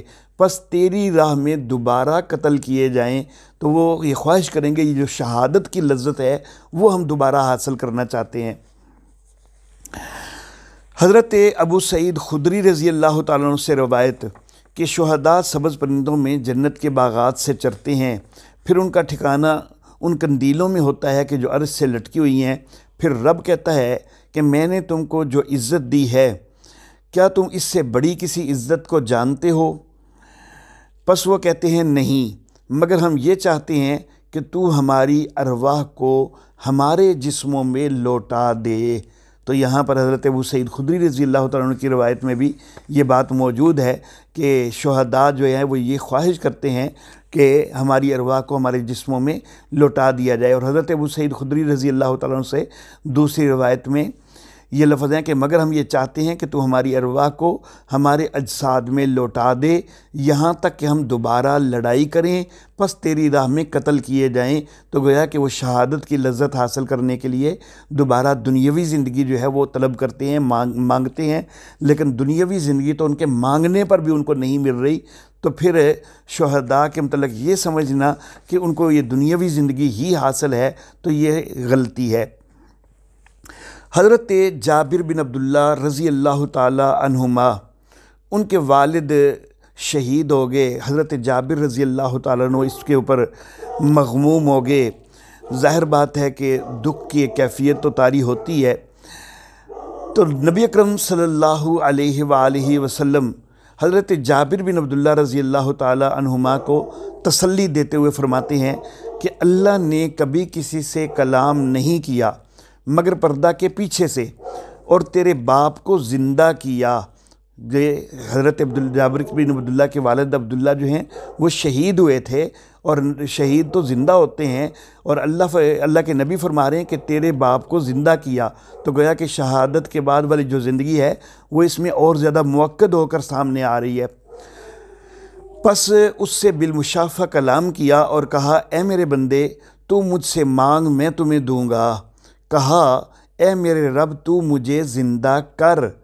اب نبی اکرم صلی اللہ علیہ وسلم نے فرمایا کہ تیرے باپ کو اللہ نے زندہ کیا، اور پھر بھی وہ کہہ رہے ہیں کہ تو مجھے زندہ کر۔ کیوں؟ اس لیے کہ وہ جو زندہ کیا گیا ہے تو وہ برزخی حیات کے ساتھ زندہ کیا گیا ہے، تو وہ دنیاوی حیات مانگتے ہیں۔ کیوں مانگتے ہیں؟ پس میں تیری راہ میں دوبارہ قتل کیا جاؤں۔ رب تبارک و تعالی نے فرمایا بے شک یہ تو میری طرف سے فیصلہ کیا جا چکا ہے کہ وہ لوٹیں گے نہیں۔ حضرت حارثہ رضی اللہ تعالی عنہ ان کی شہادت ہو گئی تو ان کی والدہ جو ہیں وہ بڑی جذبات کے اندر آ گئیں، اور بڑے جذبات کے اندر آ کر نبی اکرم صلی اللہ علیہ وآلہ وسلم سے عرض کرنے لگیں کہ آپ جانتے ہیں کہ حارثہ مجھے کتنا پیارا تھا، تو اگر تو وہ جنت میں ہے تو پھر تو میں صبر کروں گی، لیکن اگر ایسا نہیں ہے تو پھر آپ دیکھیں گے کہ میں کیا کرتی ہوں۔ تو نبی اکرم صلی اللہ علیہ وآلہ وسلم نے حضرت حارثہ رضی اللہ تعالیٰ عنہ ان کی والدہ کو تسلی دینے کے لیے یہ ارشاد فرمایا کہ بے شک جنتیں کئی ہیں اور بے شک وہ تو فردوس اعلیٰ میں ہے۔ تو گویا کہ جو شہداء کی زندگی ہے وہ یہ دنیاوی زندگی نہیں ہوا کرتی، وہ برزخی حیات ہوا کرتی ہے۔ تو انبیاء کرام علیہم السلام ان کی بھی زندگی جو ہے وہ برزخی اور جنتی حیات ہے۔ جنت اور برزخ جو ہے، یہ برزخ بھی اگرچہ ایک جنت ہے، لیکن جو وہ جنت ہے کہ جو قیامت کے بعد حاصل ہونی ہے، وہ حقیقی جنت، وہ بہرحال ایک الگ چیز ہے۔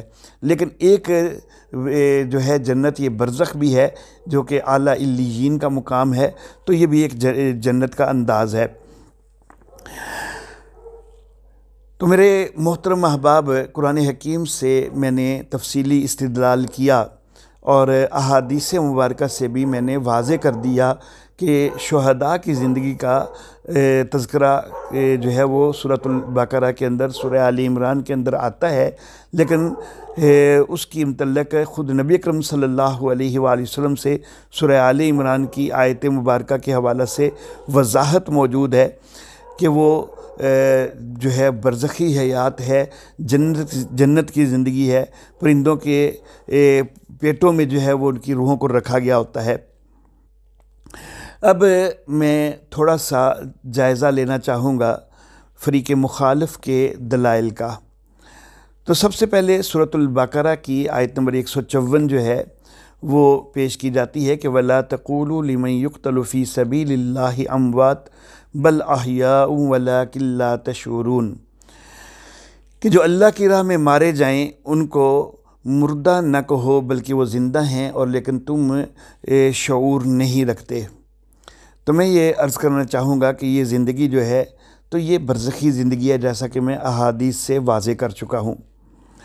یہاں پر وَلَٰكِن لَّا تَشْعُرُونَ کا جو لفظ اللہ رب العزت نے ارشاد فرمایا ہے، اس سے دو چیزیں جو ہیں، دو مفہوم اس سے بن سکتے ہیں۔ اللہ نے فرمایا کہ بل احیاء، بلکہ وہ زندہ ہیں، وَلَٰكِن لَّا تَشْعُرُونَ، اور لیکن تم کو شعور نہیں ہے۔ یعنی ایک مطلب یہ بن سکتا ہے کہ زندہ تو ہیں لیکن ہم کو معلوم نہیں ہے، اور دوسرا یہ کہ وہ زندہ ہیں لیکن ایسی زندگی کے ساتھ زندہ ہیں کہ جس زندگی کا ہم کو شعور نہیں ہے۔ تو یہ دو مفہوم بن سکتے ہیں۔ عام طور پر پہلا معنی کیا جاتا ہے کہ وہ زندہ ہیں، تم کو جب معلوم نہیں کہ وہ زندہ ہیں، لیکن بہرحال دوسرا معنی بھی بن سکتا ہے کہ وہ زندہ ہیں اور ایسی زندگی کے ساتھ زندہ ہیں کہ جس زندگی کا تم شعور نہیں رکھتے ہو۔ اگر یہ دوسرا مفہوم بنایا جائے تو پھر تو بڑا واضح طور پر وہ اشاعت التوحید و سنہ کا موقف ہی سامنے آتا ہے کہ ان کو ایسی زندگی حاصل ہے کہ جو دنیاوی زندگی سے ہٹ کر کوئی ہے کہ جس کا ہمیں شعور نہیں ہے۔ لیکن اگر پہلا معنی بھی بنایا جائے کہ ہیں تو وہ زندہ لیکن تم کو شعور نہیں ہے، تم کو معلوم نہیں ہے، تو پھر بھی اصل میں موقف جو ہے وہ اشاعت التوحید و سنہ کا ہی ثابت ہوتا ہے، کیونکہ اگر وہ دنیاوی زندگی کے ساتھ ہی زندہ ہیں اور وہ سارے وہ افعال دنیاوی زندگی والے کر رہے ہوتے اگر، تو پھر ہمارے شعور سے مانے کیا چیز تھی؟ تو ظاہر بات ہے کہ یہ کوئی اور زندگی ہے جس کے ساتھ زندہ ہیں، تو اس وجہ سے ہم جو ہے وہ ہمیں معلوم نہیں ہوتا۔ اگر اسی دنیا والی زندگی کے ساتھ وہ زندہ ہوتے اور ہمارے سامنے وہ کھاتے پیتے چلتے پھرتے وہ سارے افعال سر انجام دے رہے ہوتے، تو پھر تو ہمیں معلوم ہوتا نا کہ وہ واقعی دنیا کی زندگی کے ساتھ زندہ ہے۔ لیکن اللہ فرماتے ہیں کہ تمہیں معلوم نہیں ہے، تو گویا کہ وہ زندہ تو ہیں لیکن وہ زندگی وہ تمہارے جو ہے وہ سمجھ سے بالا تر ہے، اس کا فہم تمہیں حاصل نہیں ہے۔ سورہ آل عمران کی آیت مبارکہ میں اللہ رب العزت نے اس سے بھی زیادہ زوردار لفظ ارشاد فرمائے ہیں کہ وَلَا تَحْسَبَنَّ الَّذِينَ قُتِلُوا فِي سَبِيلِ اللَّهِ أَمْوَاتًا بَلْ أَحْيَاءٌ عِندَ رَبِّهِمْ يُرْزَقُونَ، کہ جو اللہ کی راہ میں مارے گئے ان کو مردہ گمان تک بھی نہ کرو۔ سورہ البقرہ کے اندر تو فرمایا تھا کہ ان کو مردہ کہو نہیں، اور سورہ آل عمران کے اندر فرما دیا کہ ان کو مردہ گمان تک بھی نہ کرو، بلکہ وہ زندہ ہیں، اپنے رب کے ہاں رزق دیے جاتے ہیں۔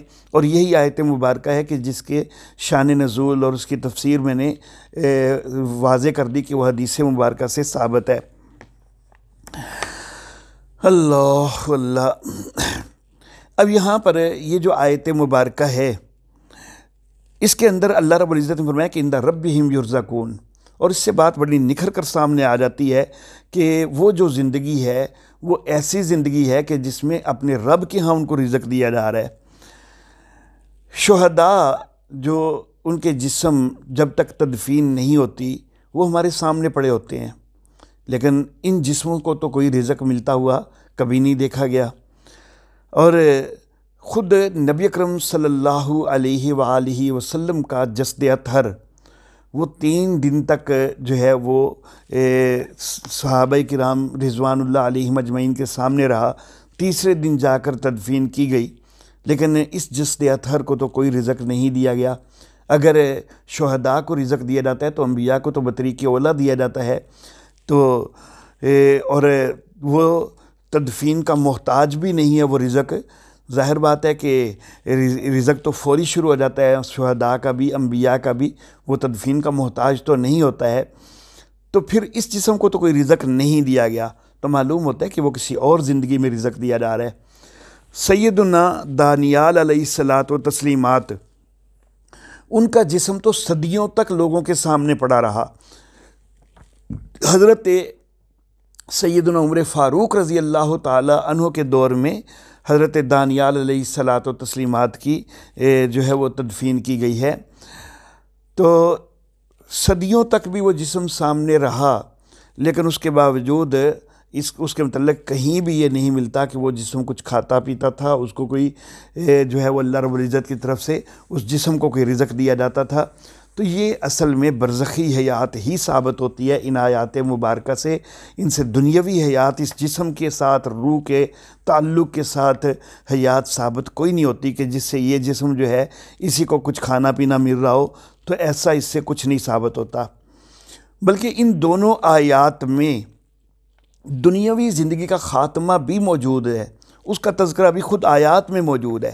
اللہ نے فرمایا کہ وَلَا تَقُولُوا لِمَن يُقْتَلُ, جو قتل کر دیے گئے. اب ظاہر ہے کہ قتل تو وہی ہوتے ہیں نا کہ جن کی دنیاوی زندگی ختم ہو. تو یہاں پر اللہ رب العزت نے ان کو مردہ کہنے کی ممانعت تو کی ہے, لیکن پہلے قتل تو اللہ رب العزت نے خود فرمایا کہ قتل کیے گئے ہیں.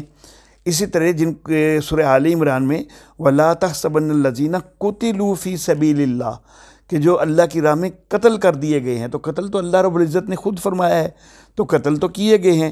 تو دنیاوی زندگی تو ختم کی گئی ہے, وہ تو خود ان آیات سے ہی واضح ہے. اور ظاہر بات ہے کہ دنیاوی زندگی ختم ہوتی ہے تو تبھی شہادت ہوتی ہے. اگر وہ دنیاوی زندگی ہی جاری رہے تو پھر تو شہید کہا ہی نہیں جاتا ہے. تو یہ بات تو بڑی واضح ہے, نکھر کر سامنے آ رہی ہے ہر چیز سے, اور احادیث مبارکہ سے سورہ آل عمران کی تفسیر جو ہے وہ منقول ہے, جس میں وہ بڑی واضح طور پر بات ہے کہ وہ شہداء کو جو زندگی حاصل ہے وہ برزخی زندگی حاصل ہے. تو بہرحال تیسری آیت مبارکہ جو پیش کی جاتی ہے ہمارے مقابلہ میں, تو وہ پیش کی جاتی ہے اِنَّکَ مَیِّتٌ وَإِنَّهُمْ مَیِّتُونَ. یہ آیت مبارکہ پیش کر کے تو گویا کہ ایک دوہرا روب جو ہے وہ جمانے کی کوشش کی جاتی ہے. ایک روب اس انداز میں گویا کہ جمایا جاتا ہے کہ دیکھو جی, جو اشاعتیوں کی سب سے بڑی دلیل ہے کہ نبی اکرم صلی اللہ علیہ وآلہ وسلم کے لیے بھی میت کا لفظ ہے, تو وہ دلیل جو اشاعتیوں کی سب سے بڑی دلیل ہے بظاہر, تو وہ بھی ان کا کہنا ہے کہ اصل میں ہماری دلیل ہے. تو ایک تو اس طرح وہ روب جماتے ہیں, اور دوسرا اس طرح روب جماتے ہیں کہ وہ سمجھتے ہیں کہ گرامر سے ہم ایک ایسا نقطہ جو ہے وہ سامنے کر رہے ہیں کہ جس سے اشاعتیوں کی دلیل ختم ہو جاتی ہے اور ہماری دلیل وہ بن جاتی ہے. وہ کہتے ہیں کہ اِنَّکَ مَیِّتٌ وَإِنَّهُمْ مَیِّتُونَ. اس میں درمیان میں واو عاطفہ آئی ہوئی ہے. تو واو عاطفہ کا تقاضا یہ ہے کہ دونوں چیزوں کے اندر تغایر ہونا چاہیے. تو اس لیے جو اِنَّهُمْ مَیِّتُونَ ہیں تو اس کے اندر میت اور انداز کی ہے, اور جو اِنَّکَ مَیِّتٌ ہے تو اس کے اندر میت اور انداز کا ہے, تغایر موجود ہے. تو میں یہ عرض کرنا چاہوں گا کہ ٹھیک ہے واو عاطفہ موجود ہے, لیکن واو عاطفہ جو ہے وہ دو جملوں کے درمیان ہے, اور جس وقت دو جملوں کے درمیان واو عاطفہ ہو تو وہاں پر صرف جو مسند الیہ ہے اس کا تغایر وہ کافی ہوتا ہے. تو یہاں پر اِنَّکَ اور اِنَّهُمْ, اس کے اندر کاف ضمیر اور ہم ضمیر کا جو تغایر ہو چکا تو یہی کافی ہے. میت کے اندر تغایر کرنے کی یہاں پر کوئی ضرورت نہیں ہے, بلکہ جس وقت جملے پر عطف ہوتا ہے تو وہاں پر جو ہے برابری معلوم ہوا کرتی ہے. مثال کے طور پر قرآن حکیم میں اللہ رب العزت ارشاد فرماتے ہیں کہ اطیعوا اللہ و اطیعوا الرسول, اللہ کی اطاعت کرو اور رسول کی اطاعت کرو. اب یہاں پر جملے کا جملے پر عطف ہے, درمیان میں واو عاطفہ آئی ہوئی ہے. تو اب اس میں جو تغایر ہے وہ اللہ اور رسول, یہ تغایر ہو گیا, یہ کافی ہے نا کہ اطاعت کے اندر بھی کوئی فرق کرنا پڑے گا کہ اللہ کی اطاعت تو یہ ہے کہ اللہ کی بات مانی جائے, اور کیا نبی قسم کی اطاعت یہ نہیں ہے کہ نبی قسم کی بات مانی جائے, کیا وہ اطاعت کوئی اور چیز ہے؟ ظاہر بات ہے کہ یہاں پر تو برابری اللہ ظاہر کر رہے ہیں کہ بھائی جس طرح تم نے اللہ کی بات ماننی ہے, اللہ کی اطاعت کرنی ہے, اس طرح رسول کی بھی بات ماننی ہے, رسول کی بھی اطاعت کرنی ہے. تو یہاں پر تو برابری کا اظہار ہو رہا ہے۔ اللہ اللہ، قرآن حکیم میں اللہ رب العزت نے فرمایا کہ غدوہا شہر و رواہا شہر، کہ وہ ہوا ایسی تیز تھی کہ جس کا صبح کا چلنا بھی 1 مہینے کی مسافت والا تھا اور شام کا چلنا بھی 1 مہینے کی مسافت کا تھا۔ تو اب یہاں پر غدو اور رواح کے اندر جو تغیر ہو گیا، کیا وہ کافی نہیں ہے؟ ضرور مہینے کے اندر بھی کیا فرق کرنا ہوگا کہ جو غدوہا کے ساتھ جو شہر ہے تو وہ مہینہ جو ہے وہ کوئی اور مہینہ ہے، اور جو رواہا کے ساتھ شہر کا لفظ ہے تو وہ کوئی اور مہینہ ہے۔ جو پہلا مہینہ وہ تو 29-30 دن کا ہوا، تو دوسرا کوئی 60 دن کا مہینہ ہے، ایسا تو نہیں ہے، مہینہ تو ایک ہی ہے۔ تو مہینے کے اندر تو یہاں پر تغیر واضح ثابت نہیں ہوتا۔ تو اسی طرح جو ہے انکا میتون و انہم میتون، اس کے اندر انکا اور انہم کا جو تغیر ہے یہ کافی ہے، میت کے اندر تغیر جو ہے وہ بنانے کی کوئی ضرورت نہیں ہے۔ دیکھیں 2 بچے جھگڑا کر رہے ہیں، ان کا والد جو بچہ دوسرے کو مار رہا ہے تو اس کو کہتا ہے کہ یار تو بھی میرا بیٹا ہے، وہ بھی میرا بیٹا ہے۔ اب یہاں پر 2 جملوں کے اندر جو ہے وہ عطف آیا ہے، تو یہاں پر تو اور وہ کا فرق ہے، وہی کافی ہے نا، کہ بیٹا بنانے میں بھی کوئی فرق ہے کہ تو میرا کوئی سگا ہے اور وہ کوئی میرا جو ہے سوتیلا ہے، ایسا تو نہیں ہے، بلکہ یہاں پر تو برابری ظاہر کی جا رہی ہے۔ ایک افسر ہے، وہ اپنے 2 ماتحتوں کے سپرد ایک کام کرتا ہے، ایک جو ہے وہ اس کام کو بجا لاتا ہے، دوسرا اس کام کو نہیں کرتا۔ اب وہ افسر جو ہے وہ یہ ان دونوں کو مخاطب کر کے یہ بات کہتا ہے کہ بھائی میں نے تجھے بھی کام سپرد کیا تھا، اسے بھی کام سپرد کیا تھا، اس نے کیا تو نے نہیں کیا، اب اس میں کیا کام میں بھی فرق ہوگا؟ نہیں، کام تو وہی ہے۔ اس کو بھی کہا گیا تھا کہ اتنے وقت کے لیے یہ کام تم نے کرنا ہے، اتنی ڈیوٹی یہ تم نے دینی ہے، دوسرے سے بھی یہی کہا گیا تھا۔ کام میں تغیر ضروری نہیں ہے، تو اور اس کا جو تغیر ہے وہ کافی ہے۔ 2 بندے آپس میں لڑ رہے ہوں اور ایک دوسرے کو مار رہا ہے، ظلم کر رہا ہے اس پر، تو کوئی سمجھانے والا کہتا ہے کہ یار تو بھی انسان ہے، وہ بھی انسان ہے۔ اب یہاں پر تو اور وہ کا فرق جو ہے یہ کافی ہے نا، کہ انسان ہونے میں بھی کوئی فرق کرنا پڑے گا، کہ تو انسان ہے جو جس گوشت پوشت کا، اور وہ کوئی انسان کوئی اور چیز ہے، ایسا نہیں ہے، بلکہ وہاں پر تو برابری بنے گی۔ اور اگر ایک لمحے کے لیے میں مان بھی لوں کہ انکا میتن میں میت جو ہے اس میں اور انہم میتون کے اندر جو میت ہے اس میں فرق کرنا ہے، تو یہاں اگر فرق کر بھی لوگے تو کل نفس ذائقۃ الموت وہاں پر کیسے فرق کرو گے؟ کل من علیہا فان وہاں پر کیسے فرق کرو گے؟ ثم انکم بعد ذالک لمیتون وہاں پر کیسے فرق کرو گے؟ کل شیء ہالک یہاں پر کیسے فرق کرو گے؟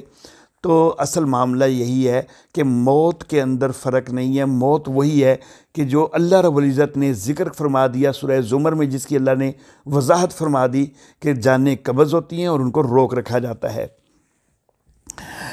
ایک اور آیت مبارکہ پیش کی جاتی ہے کہ وَمَا كَانَ لَكُمْ أَن تُؤْذُوا رَسُولَ اللَّهِ وَلَا أَن تَنكِحُوا أَزْوَاجَهُ مِن بَعْدِهِ أَبَدًا، کہ تمہارے لیے یہ زیب نہیں ہے کہ تم اللہ کے رسول کو اذیت دو، اور نہ ہی تم کو یہ زیب دیتا ہے کہ تم نبی کی بیویوں کے ساتھ نکاح کرو نبی کے بعد کبھی بھی۔ اب یہاں پر نبی کی ازواج سے نکاح کی ممانعت کی گئی، اس کو منع کیا گیا، تو اس حوالہ سے بعض لوگ کہنے لگ جاتے ہیں کہ چونکہ انبیاء زندہ ہیں تو جو انبیاء کی بیویاں ہیں وہ ان کی چونکہ انبیاء زندہ ہیں وہ بیوہ ہوئی نہیں ہوتی، وہ ان کے نکاح میں ہی ہوتی ہیں، تو اس لیے جو ہے ان سے کسی اور کا پھر نکاح نہیں ہو سکتا۔ تو میں یہ کہنا چاہوں گا کہ یہ چیز بالکل بھی ثابت نہیں ہے۔ پہلی بات تو یہ کہ جس چیز کی اللہ رب العزت نے ممانعت فرمائی ہے نا، اس کے لیے کوئی وجہ ڈھونڈنی وہ ضروری نہیں ہوا کرتی، بلکہ وجہ ڈھونڈنے کی بجائے ایمان لانا وہ ضروری ہوتا ہے۔ اب اللہ نے فرما دیا کہ نبی کی بیویوں سے نکاح نہیں کرنا، تو بس ٹھیک ہے، اللہ کا حکم ہے، وجہ ہو یا نہ ہو بس اللہ کا حکم ہے، تو اس کے اوپر عمل کرنا ہے۔ تو جو ممانعت ہوا کرتی ہے، تو ممانعت جو ہے وہ ضروری نہیں ہوتی کہ جو وجہ ہے اس وجہ کی کسی وجہ سے ہی کوئی ممانعت ہو، بس اللہ کا حکم جو ہے وہ اصل وجہ یہی ہے۔ اب مثال کے طور پر شراب جو ہے اس کی حرمت ہوئی ہے، ٹھیک ہے، میں مانتا ہوں کہ شراب کے اندر خرابی موجود ہے، لیکن مکی دور میں کیا خرابی موجود نہیں تھی؟ شراب میں خرابی تو موجود ہی تھی۔ اب خرابی والی وجہ اگر ہم کہیں تو خرابی تو پہلے بھی تھی، مکی دور میں بھی تھی، لیکن مکی دور میں تو شراب حلال رہی ہے، مدنی دور میں بھی ابتدا میں حلال رہی ہے۔ تو معلوم ہوا کہ اصل جو ہے وہ اس خرابی کی وجہ سے نہیں بلکہ اللہ کے حکم کی وجہ سے اس سے رکنا ہے۔ تو یہاں پر بھی جو ہے پہلی بات تو یہ کہ وجہ ڈھونڈنے کی ضرورت ہی کوئی نہیں کہ نبی کی بیویوں سے جو ہے وہ نکاح کی ممانعت کیوں کی گئی ہے۔ اللہ اللہ۔ اب مثال کے طور پر کچھ چیزیں جو منع کی گئی ہیں ان کے اندر تو چلو خرابی موجود ہے، اور میں یہ دعویٰ رکھتا ہوں کہ ان کے اندر جو وجہ حرمت ہے تو وہ ان کی خرابی نہیں ہے بلکہ اللہ کا حکم ہے کہ اللہ نے منع کر دیا ہے۔ اگر مثال کے طور پر وہ خرابی ختم کر دی جائے، مثال کے طور پر خمر جو ہے اس کے اندر خرابی ہے کہ وہ نشہ دیتی ہے اور اس سے نقصان ہوتا ہے، لیکن اگر فرض کرو خمر کے اندر ہم کوئی ایسی چیز ملا دیں کہ جس سے نشہ ختم ہو جائے تو کیا خمر حلال ہو جائے گی؟ ظاہر بات ہے کہ نہیں ہوگی، جو حرام ہے وہ حرام ہی رہے گا۔ خنزیر کا گوشت کھانا، اس کے اندر بغیرتی پیدا ہوتی ہے، یہ ایک جو ہے وہ حکمت تو ضرور ہے، ان چیزوں کو حکمت کہا جا سکتا ہے، وجہ تو اللہ کا حکم ہی ہے، وہ ایک حکمت تو ضرور ہے۔ لیکن اگر خنزیر کے گوشت کے اندر کوئی ایسی میڈیسن وغیرہ، ایسے کیمیکل وغیرہ ڈال لیے جائیں کہ جس سے اس کی یہ تاثیر ختم ہو جائے کہ اس سے بغیرتی پیدا ہوتی ہے، تو کیا پھر خنزیر کا گوشت کھانا جائز ہو جائے گا؟ نہیں جائز ہوگا۔ کیوں؟ اس لیے کہ اللہ کا حکم ہے۔ تو اصل میں جو ہے یہ حکمتیں تو کچھ ہو سکتی ہیں، لیکن وجہ حرمت جو ہوتی ہے وہ تو اللہ کا حکم ہوتا ہے۔ کئی چیزیں جو ہیں ان کے اندر تو خرابی بظاہر ہے بھی کوئی نہیں، لیکن وہاں پر اللہ کی طرف سے جب ممانعت ہے تو بس ممانعت ہے۔ مثال کے طور پر آپ سجدہ میں ہیں، سجدہ میں اللہ کا حکم ہے کہ سبحان ربی الاعلیٰ کہنا ہے۔ اب اس کی بجائے اگر کوئی سورہ اخلاص شروع کر دے تو وہ قرآن حکیم پڑھ رہا ہے، اور وہ ظاہر ہے کہ سبحان ربی الاعلیٰ سے زیادہ افضل چیز پڑھ رہا ہے، لیکن اس کے باوجود بھی کیا ہم کہیں گے کہ اس نے صحیح کیا ہے؟ نہیں، بالکل غلط کیا ہے، کیونکہ سجدے کے اندر تلاوت جو ہے وہ منع ہے۔ عید کے دن اگر کوئی روزہ رکھ لیتا ہے، روزہ رکھنا ہے تو ایک نیکی ہے، ایک ثواب ہے، اجر کا باعث ہے، لیکن عید کے دن اگر کوئی رکھ لیتا ہے تو اس کی ممانعت ہے۔ مغرب کے وقت ہم نے افطار کرنا ہے، لیکن ہم روزے کو اور زیادہ بڑھا دیتے ہیں، ہم عشاء کے وقت جا کے افطار کرتے ہیں، تو ہم نے تو روزے کو اور لمبا کر دیا، تو کیا یہ درست ہو جائے گا؟ نہیں، ایسا نہیں ہوگا۔ تو اصل معاملہ جو ہوتا ہے، جو اللہ کا حکم ہے بس اس کو بجا لانا ہے، اس کے لیے وجوہات ڈھونڈنے کی ضرورت کوئی نہیں ہوتی۔ اور اگر ضرور کوئی وجہ ڈھونڈنی ہی ہے تو خود قرآن حکیم کے اندر ایک وجہ کا اشارہ موجود ہے کہ ازواجہ امہاتکم، کہ جو نبی کی بیویاں وہ تمہاری مائیں ہیں۔ تو یہ وجہ جو ہے یہ کہی جا سکتی ہے کہ جب وہ مائیں ہیں تو ماؤں کے ساتھ تو نکاح نہیں ہو سکتا۔ اصل جو ہے وہ تو یہ ہے کہ اللہ کا حکم ہے، اور یہ انبیاء کرام علیہم السلام کی عظمت اور ان کے تقدس کی وجہ سے، اور اللہ رب العزت نے جو ہے ان کی حرمت کا خیال کرتے ہوئے جو ہے یہ اللہ رب العزت نے حکم دیا، یہ ساری حکمتیں ہیں۔ تو لیکن جو حکمت زیادہ سامنے ہمیں آتی ہے تو وہ یہی آتی ہے کہ وہ انبیاء کا ایک تقدس ہے، اور یہ کہ وہ جو ہے مومنوں کی مائیں ہیں، تو اس لیے اللہ نے منع جو ہے وہ کر دیا ہے۔ باقی یہ وجہ کہ ان کو ایک خامد جو ہے، انبیاء جو ہیں وہ ابھی تک زندہ ہیں، تو اس لیے انبیاء کی بیویوں سے نکاح نہیں کیا جا سکتا، تو پھر تو شہداء بھی زندہ ہیں، تو شہداء کی بیویوں سے کیسے نکاح پھر کیا جا سکتا ہے؟ اللہ اللہ۔ تو بہرحال یہ قرآن حکیم کے مختلف مقامات ہیں جو ہمارے احباب پیش کرتے ہیں۔ اب جو کچھ احادیث پیش کی جاتی ہیں تو ان کا بھی میں مختصر جو ہے وہ جائزہ لینا چاہوں گا۔ سب سے پہلے تو معراج کی رات کے حوالہ سے کچھ احادیث پیش کی جاتی ہیں کہ معراج کی رات میں آسمانوں پر اور بیت المقدس میں انبیاء کرام علیہم السلام سے ملاقاتیں ہوئی ہیں۔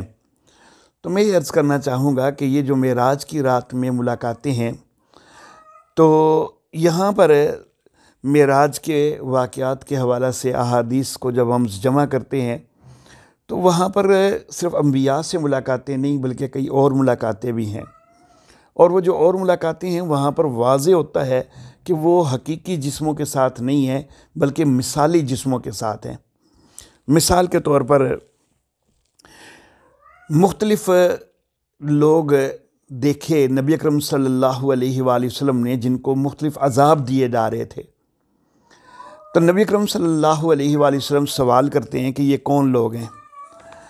تو جواب میں جبریل کہتے ہیں ہاؤلائے من امتک، کہ یہ آپ کی امت کے وہ لوگ ہیں، یاتون الحرام، جو کہ حرام کی طرف آتے تھے، ویترکون الحلال، اور حلال کو چھوڑتے تھے، یا اسی طرح سود وغیرہ کے متعلق کہ یہ آپ کی امت کے لوگ ہیں کہ جو سود کھاتے تھے، اس طرح کے جو ہے وہ الفاظ۔ اور ایسے لوگ ان کو عذاب ہوتے دکھایا گیا کہ جو یتیموں کا مال کھاتے، تو وہاں پر بھی جبریل نے یہ کہا کہ من امتک الذین یاکلون اموال الیتامی ظلما۔ تو نبی اکرم صلی اللہ علیہ وآلہ وسلم نے مختلف جن کو عذاب ہوتا دکھایا گیا ان کے متعلق پوچھا کہ یہ کون ہیں کہ جو ان کو عذاب دیا جا رہا ہے، تو جواب یہ کہا گیا کہ یہ آپ کی امت کے فلاں ہیں، یہ آپ کی امت کے فلاں ہے۔ اب اس وقت تک معراج جو ہے یہ مکی دور میں ہوئی ہے، اور اس وقت تک جو وفات پائے تھے نبی اکرم صلی اللہ علیہ وسلم کی امت کے، تو وہ تو مخلص صحابہ کرام تھے۔ تو کیا وہ مخلص صحابہ کرام معاذ اللہ سود کھاتے تھے کہ ان کو جو ہے وہ عذاب دیا جا رہا ہے، یا مخلص صحابہ کرام تھے کہ جن کو جو یتیموں کا مال کھاتے تھے یا جو حرام مال کھاتے تھے؟ ظاہر بات ہے ایسی نہیں ہے، بلکہ وہ مستقبل کی امت کے مثالی اجساد دکھائے گئے۔ اگر یہ کہا جائے کہ مستقبل کی امت کے حقیقی جسم تھے، تو حقیقی جسموں کے جسم تو بھی پیدا نہیں ہوئے، انہوں نے گناہ کیے نہیں، اور ان کے حقیقی جسموں کو اگر اللہ عذاب دیں تو انہوں نے تو ابھی گناہ کیا ہی نہیں، تو پھر ان کو عذاب دیا جانا یہ تو ظلم بن جائے گا۔ تو ظاہر بات ہے کہ وہ مثالی اجساد تھے جو نبی صلی اللہ علیہ وسلم نے دیکھے ہیں کہ جن کو عذاب دیا جا رہا ہے۔ تو پھر انبیاء کرام علیہم السلام کے اجساد جو ہیں تو ان کو بھی مثالی ہی ماننا ہوگا، وہ حقیقی نہیں مانے جا سکتے ہیں۔ اللہ اللہ۔ حضرت سیدنا یوسف علیہ نبینا علیہ الصلاۃ و تسلیمات سے ملاقات کا تذکرہ ملتا ہے معراج کی رات میں، اور اس کے ساتھ یہ لفظ آتے ہیں وَمَعَهُ نَفَرٌ مِّن قَوْمِهِ، اور ان کے ساتھ ان کی قوم کے بھی کچھ لوگ تھے۔ حضرت ہارون علیہ السلام کے متعلق بھی آتا ہے وَمَعَهُ نَفَرٌ مِّن قَوْمِهِ، حضرت موسیٰ علیہ السلام کے ساتھ بھی، حضرت ابراہیم علیہ السلام کے ساتھ بھی۔ اور نبی اکرم صلی اللہ علیہ وآلہ وسلم نے قدموں کی چاپ سنی ہے، تو پوچھا کہ یہ کس کے قدموں کی چاپ ہے؟ تو کہا گیا کہ ھذا بلال المؤذن، کہ یہ بلال مؤذن ہیں، ان کے قدموں کی چاپ ہے۔ اب بلال کے قدموں کی چاپ، ظاہر قدموں کی چاپ صرف روح کی تو نہیں ہوتی، وہ تو کسی جسم کی ہوتی ہے۔ حضرت بلال کا جو حقیقی جسم ہے وہ تو دنیا کے اندر موجود تھا، تو جس جسم کے قدموں کی چاپ سنی تھی تو وہ ظاہر ہے کہ مثالی جسم تھا۔ اللہ اللہ۔ اور انبیاء کرام کے ساتھ ماہ نفر من قومہ، وہ ظاہر مثالی جسم تھے، تو پھر انبیاء کے بھی مثالی جسم ہی وہاں پر ثابت ہوتے ہیں، حقیقی ثابت نہیں ہوتے، سوائے سیدنا عیسیٰ علیہ الصلاۃ و تسلیمات کے۔ اور نبی اکرم صلی اللہ علیہ وسلم کو حقیقی جسم کے ساتھ آسمانوں پر لے جایا گیا ہے، معراج کروائی گئی ہے، آپ کا جسم اس معاملے میں حقیقی ثابت ہوتا ہے۔ اور حضرت عیسیٰ علیہ السلام کے متعلق دلائل چونکہ موجود ہیں کہ ان کو زندہ آسمانوں پہ اٹھایا گیا ہے، تو ان کا تو حقیقی جسم تھا۔ باقی انبیاء کے اگر حقیقی جسم کہنے ہیں تو اس کے لیے کوئی باقاعدہ دلیل چاہیے کہ ان کے حقیقی جسموں سے وہاں پر ملاقات ہوئی۔ اچھا جی، ایک اور روایت پیش کی جاتی ہے الانبیاء احیاء فی قبورہم یصلون۔ میں یہ عرض کرنا چاہوں گا کہ یہ جو روایت ہے یہ قرآن حکیم کے مفہوم کے بھی خلاف ہے۔ قرآن حکیم کہتا ہے وَاعْبُدْ رَبَّكَ حَتَّىٰ يَأْتِيَكَ الْيَقِينُ، کہ اپنے رب کی بندگی ہے نبی آپ نے کرنی ہے یہاں تک کہ آپ کو وفات آتی ہے، آپ کی موت تک آپ نے اپنے رب کی بندگی کرنی ہے۔ جبکہ یہ روایت جو ہے یہ قبروں کے اندر جو ہے وہ انبیاء کی نمازوں پڑھنے کا تذکرہ کر رہی ہے، تو یہ قرآن حکیم کے خلاف بن رہی ہے۔ اللہ اللہ۔ اس روایت کی جو سند ہے تو اس کے اندر حجاج بن اسود وہ مجہول الحال ہے، مجہول الذات ہے، اور پھر ایک اور راوی مستلم بن سعید، اگرچہ وہ صادق ہے لیکن وہم کا شکار ہے اور ثقہ کی بعض اوقات مخالفت بھی کرتا ہے۔ پھر ایک اور راوی ابو جہم بن ازرق، صادق تو ہے لیکن بات کو خلط ملط کر دینے والا ہے۔ تو یہ روایت جو ہے یہ بہرحال ایک ضعیف روایت ہے۔ اور اگر ایک لمحہ کے لیے اس کو مان بھی لیا جائے تو قبور کے اندر نمازیں پڑھنے کا ذکر ہے، تو قبور جو ہیں تو وہ حقیقی قبور جو ہیں وہ تو برزخ ہیں، جیسا کہ ثم اماتہ فاقبرہ، ہر ایک کے لیے اللہ نے قبر کا جو تذکرہ کیا ہے تو وہ تو یہ والی قبر تو ہر ایک کو نہیں ملتی، تو وہ تو برزخی قبر ہے۔ تو بہرحال انبیاء جو ہیں وہ دنیاوی زندگی کے اندر مکلف ہیں، اور قبور کے اندر ان کا مکلف ہونا وہ کہیں ثابت نہیں ہے، یہ قرآن حکیم کی آیت کے بھی خلاف ہے۔ نبی اکرم صلی اللہ علیہ وآلہ وسلم کا جسد اطہر جو 3 دن تک صحابہ کرام کے سامنے موجود رہا، تو اس وقت پھر نبی اکرم صلی اللہ علیہ وآلہ وسلم نے کوئی نماز کیوں نہیں پڑھی؟ نماز کا وقت تو اس وقت بھی آتا رہا نا۔ تو اگر بعد میں بھی میرے آقا مکلف تھے، اپنی وفات کے بعد بھی، اور قبر کے اندر بھی آپ نے نماز پڑھنی تھی، تو ان 3 دن کے اندر بھی تو پھر پڑھنی چاہیے تھی نا۔ اور حضرت دانیال علیہ الصلاۃ و تسلیمات کا جو جسم مبارک صدیوں تک محفوظ رہا ہے، اس جسم نے تو کبھی کوئی نماز نہیں پڑھی۔ تو یہ چیز جو ہے یہ روایت یہ ضعیف روایت ہے، اس کو دلیل نہیں بنایا جا سکتا۔ ایک اور حدیث پیش کی جاتی ہے کہ نحن معاشر الانبیاء لا نورث ما ترکناہ فهو صدقہ، کہ ہم انبیاء کی جماعت ہماری وراثت نہیں چلتی، جو بھی ہم چھوڑ جائیں تو وہ صدقہ ہوتا ہے۔ تو میں یہ عرض کرنا چاہوں گا کہ یہاں پر بھی وراثت جو ہے وہ نہ چلنے کی وجہ یہ نہیں ہے کہ وہ زندہ ہیں تو اس لیے وراثت نہیں چلتی، بلکہ جیسا کہ میں نے پہلے کہا کہ وجہ ڈھونڈنے کی ضرورت ہی نہیں، بس اللہ کا حکم ہے کہ انبیاء کی وراثت نہیں چلتی تو نہیں چلتی، وجہ ڈھونڈنے کی کوئی ضرورت ہی نہیں ہے۔ اللہ اللہ۔ اور اگر یہاں پر یہ کہا جائے کہ جی وہ زندہ ہیں اور مال ان کے پاس ہی موجود رہتا ہے اس لیے وہ تقسیم نہیں ہوا، تو پھر ما ترکناہ کا لفظ نبی صلی اللہ علیہ وسلم نے کیوں فرمایا ہے؟ تو ترکنا کا لفظ تو چھوڑنے کے معنی میں آ رہا ہے، تو حدیث کے اپنے لفظوں میں موجود ہے کہ وہ نبیوں کی ملکیت میں تو نہیں رہتا۔ اگر ترک کا معنی بھی ملکیت میں رہنا ہی ہو تو پھر قرآن حکیم میں جہاں پر بھی جو ہے وراثت کے احکام کے اندر ترک کا لفظ آیا ہے، للرجال نصیب مما ترک الوالدان والاقربون فلہن ثلثا ما ترک ولابویہ لکل واحد منہم السدس مما ترک ولکم نصف ما ترک ازواجکم۔ تو یہ سارا جہاں جہاں پر بھی ترک کا لفظ آیا ہے تو کیا اس کا معنی ان کی ملکیت میں رہنا ہوگا؟ تو ظاہر بات ہے ایسا نہیں ہے۔ تو ترک کا لفظ جو ہے وہ خود ملکیت سے نکلنے کو واضح کر رہا ہے۔ اچھا جی، ایک اور روایت جو ہے وہ پیش کی جاتی ہے، حضرت عیسیٰ علیہ الصلاۃ و تسلیمات نبی قسم نے فرمایا کہ میری قبر پر آئیں گے، سلام کریں گے اور میں جواب دوں گا۔ تو میں یہ عرض کرنا چاہوں گا کہ جو جواب والی روایت ہے تو وہ قطعی طور پر بھی صحیح سند کے ساتھ ثابت نہیں ہے، سلام کی حد تک جو ہے وہ ثابت ہے، اور سلام جو ہے تو وہ تو قبور پر آ کر کیا ہی جاتا ہے۔ اور ایک اور روایت پیش کی جاتی ہے کہ ما من احد یسلم علی الا رد اللہ علی روحی حتی ارد الیہ السلام، کہ جب بھی کوئی میرے اوپر سلام کرتا ہے اللہ میری روح کو لوٹا دیتے ہیں، میں سلام کا جواب دیتا ہوں۔ تو اس کے اندر ابو صخر حمید بن زیاد وہ جو ہے بعض نے اگرچہ اس کو ثقہ کہا ہے لیکن نسائی اور اسحاق اس کو ضعیف کہتے ہیں، امام احمد بن حنبل نے اس سے روایت لی بھی ہے لیکن اس کو ضعیف کہا ہے۔ یزید بن عبداللہ بن کثیف تو اس کو بھی جو ہے بعض نے ثقہ کہا لیکن اکثر نے اس کو ضعیف قرار دیا ہے، اور یہ جو ہے موقف کے مطابق بھی نہیں ہے، اس میں بار بار روح لوٹائے جانے کا تذکرہ ہے، جبکہ موقف ان کا یہ ہے کہ روح ایک دفعہ لوٹا دی جاتی ہے۔ اچھا جی، ایک اور روایت جو ہے وہ یہ پیش کی جاتی ہے کہ ان للہ ملائکۃ سیاحین فی الارض یبلغونی من امتی السلام، کہ فرشتے اللہ نے مقرر کیے ہوئے ہیں کہ جو زمین میں چلتے پھرتے ہیں وہ میری امت کا سلام مجھے پہنچاتے ہیں۔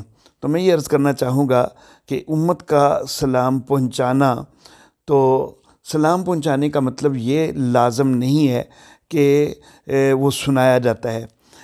تو بہرحال اگر وہ پہنچایا جاتا ہے تو پہنچانے سے اس کا اجر ملنا تو یہ اصل مفہوم ہے. لیکن اگر فرض کرو یبلغونی کا جو لفظ ہے تو اس کی وجہ سے نبی صلی اللہ علیہ وسلم کی ذات کو پہنچایا جانا جو ہے تو اس کو بھی ہم لے لیں تو اکیلی روح کے لیے بھی جو ہے وہ ضمیر استعمال ہو جاتی ہے، اکیلے جسم کے لیے بھی ضمیر استعمال ہو جاتی ہے. ضروری نہیں کہ روح مال جسد ہو تو تبھی ضمیر استعمال ہوتی ہے. اکیلی روح کے لیے ضمیر استعمال ہو جانے کی مثال حدیث مبارکہ میں ہے، اذا خرجت روح المومن تلقاها ملکان، جب مومن کی روح نکلتی ہے تو دو فرشتے اس کو ملتے ہیں، یسعدانھا، جو اس کو چڑھاتے ہیں. تو یہ روح کو چڑھاتے ہیں اور ہا ضمیر روح کی طرف لوٹ رہی ہے. وَيَقُولُ أَهْلُ السَّمَاءِ، اور آسمان والے کہتے ہیں روح طیبۃ جاءت، کہ پاکیزہ روح آئی ہے. تو یہاں پر جاءت کے اندر بھی جو ضمیر ہے وہ روح کے لیے ہے، من قبل الارض، زمین کی طرف سے. صلی اللہ علیہ، کہ تیرے اوپر رحمتیں ہوں. تو یہاں پر علیہ کے اندر جو ضمیر ہے تو یہ بھی روح کے لیے ہے.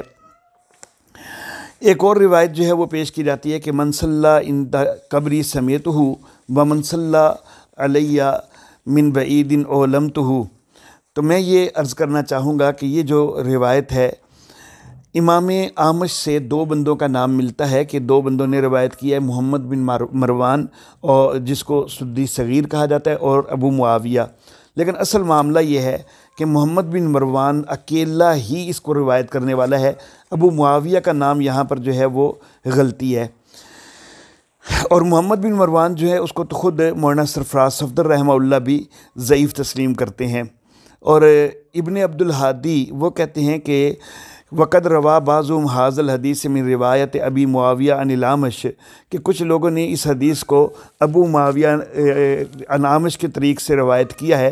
وہ خطأ فاحشا، لیکن یہ ایک واضح غلطی ہے. وانما هو محمد بن مروان، اور یہ صرف ایک محمد بن مروان ہے کہ تفرد بہ، کہ جس اکیلے نے اس کو جو ہے وہ نقل کیا ہے. وہ متروک الحدیث سے متہم بالکذب، وہ متروک الحدیث ہے اور اس کے اوپر جھوٹ کی تہمت ہے. پھر ابن عبدالہادی مزید کہتے ہیں کہ قلت ھذا الحدیث موضوع علی رسول اللہ صلی اللہ علیہ وسلم، کہ میں تو کہتا ہوں کہ یہ حدیث نبی اکرم صلی اللہ علیہ وسلم پر گھڑی ہوئی ہے. تو یہ سدی صغیر جو ہے یہ اس نے 1000 سے زیادہ حدیثیں جو ہیں وہ گھڑی تھیں، وضع کی تھیں. تو اس کی روایت کو جو ہے وہ ہم قابل قبول تسلیم نہیں کر سکتے. ایک اور راوی عبد الرحمن بن احمد العارج ہے اور وہ مجہول الحال راوی ہے. تو یہ روایت بھی بہرحال ضعیف ہے. تو ایک طرف قرآن حکیم سے ہمارا واضح استدلال ہے اور دوسری طرف جو ہے وہ دیگر فریق مخالف کے جو دلائل ہیں ان کا میں مختصر جائزہ جو ہے وہ پیش کر چکا ہوں. اور ظاہر بات ہے کہ جس وقت ہم قرآن حکیم سے، اور خاص طور پر جو میں نے 4 نکات جو ہیں وہ ذکر کیے ہیں، ایک یہ کہ نبیوں کے لیے، انبیاء کرام کے لیے موت کا لفظ اور موت کو تسلیم کرنا قرآن حکیم کے اندر موجود ہے. پھر موت کے اندر روح روک لی جاتی ہے. تیسرا نقطہ کہ یہ قیامت تک روکی جاتی ہے. اور چوتھا یہ کہ شہید نبیوں تک کے لیے موت کا لفظ موجود ہے. تو اگر روح واپس آتی ہے اور انبیاء کو دوبارہ فوراً زندگی، یہ دنیاوی زندگی مل جاتی ہے، تو اس کے لیے کوئی ایک آیت یا کوئی ایک متواتر حدیث آپ بھی پیش کر دیجئے، ہم مان لیں گے. لیکن جب کوئی متواتر حدیث موجود نہیں ہے، کوئی آیت ایسی موجود نہیں ہے کہ جس میں روح کے لٹائے جانے کا تذکرہ موجود ہو، تو پھر اشاعت التوحید و سنہ کے موقف کو تسلیم کر لینا ہی درست ہے. وآخر دعوانا ان الحمد للہ رب العالمین.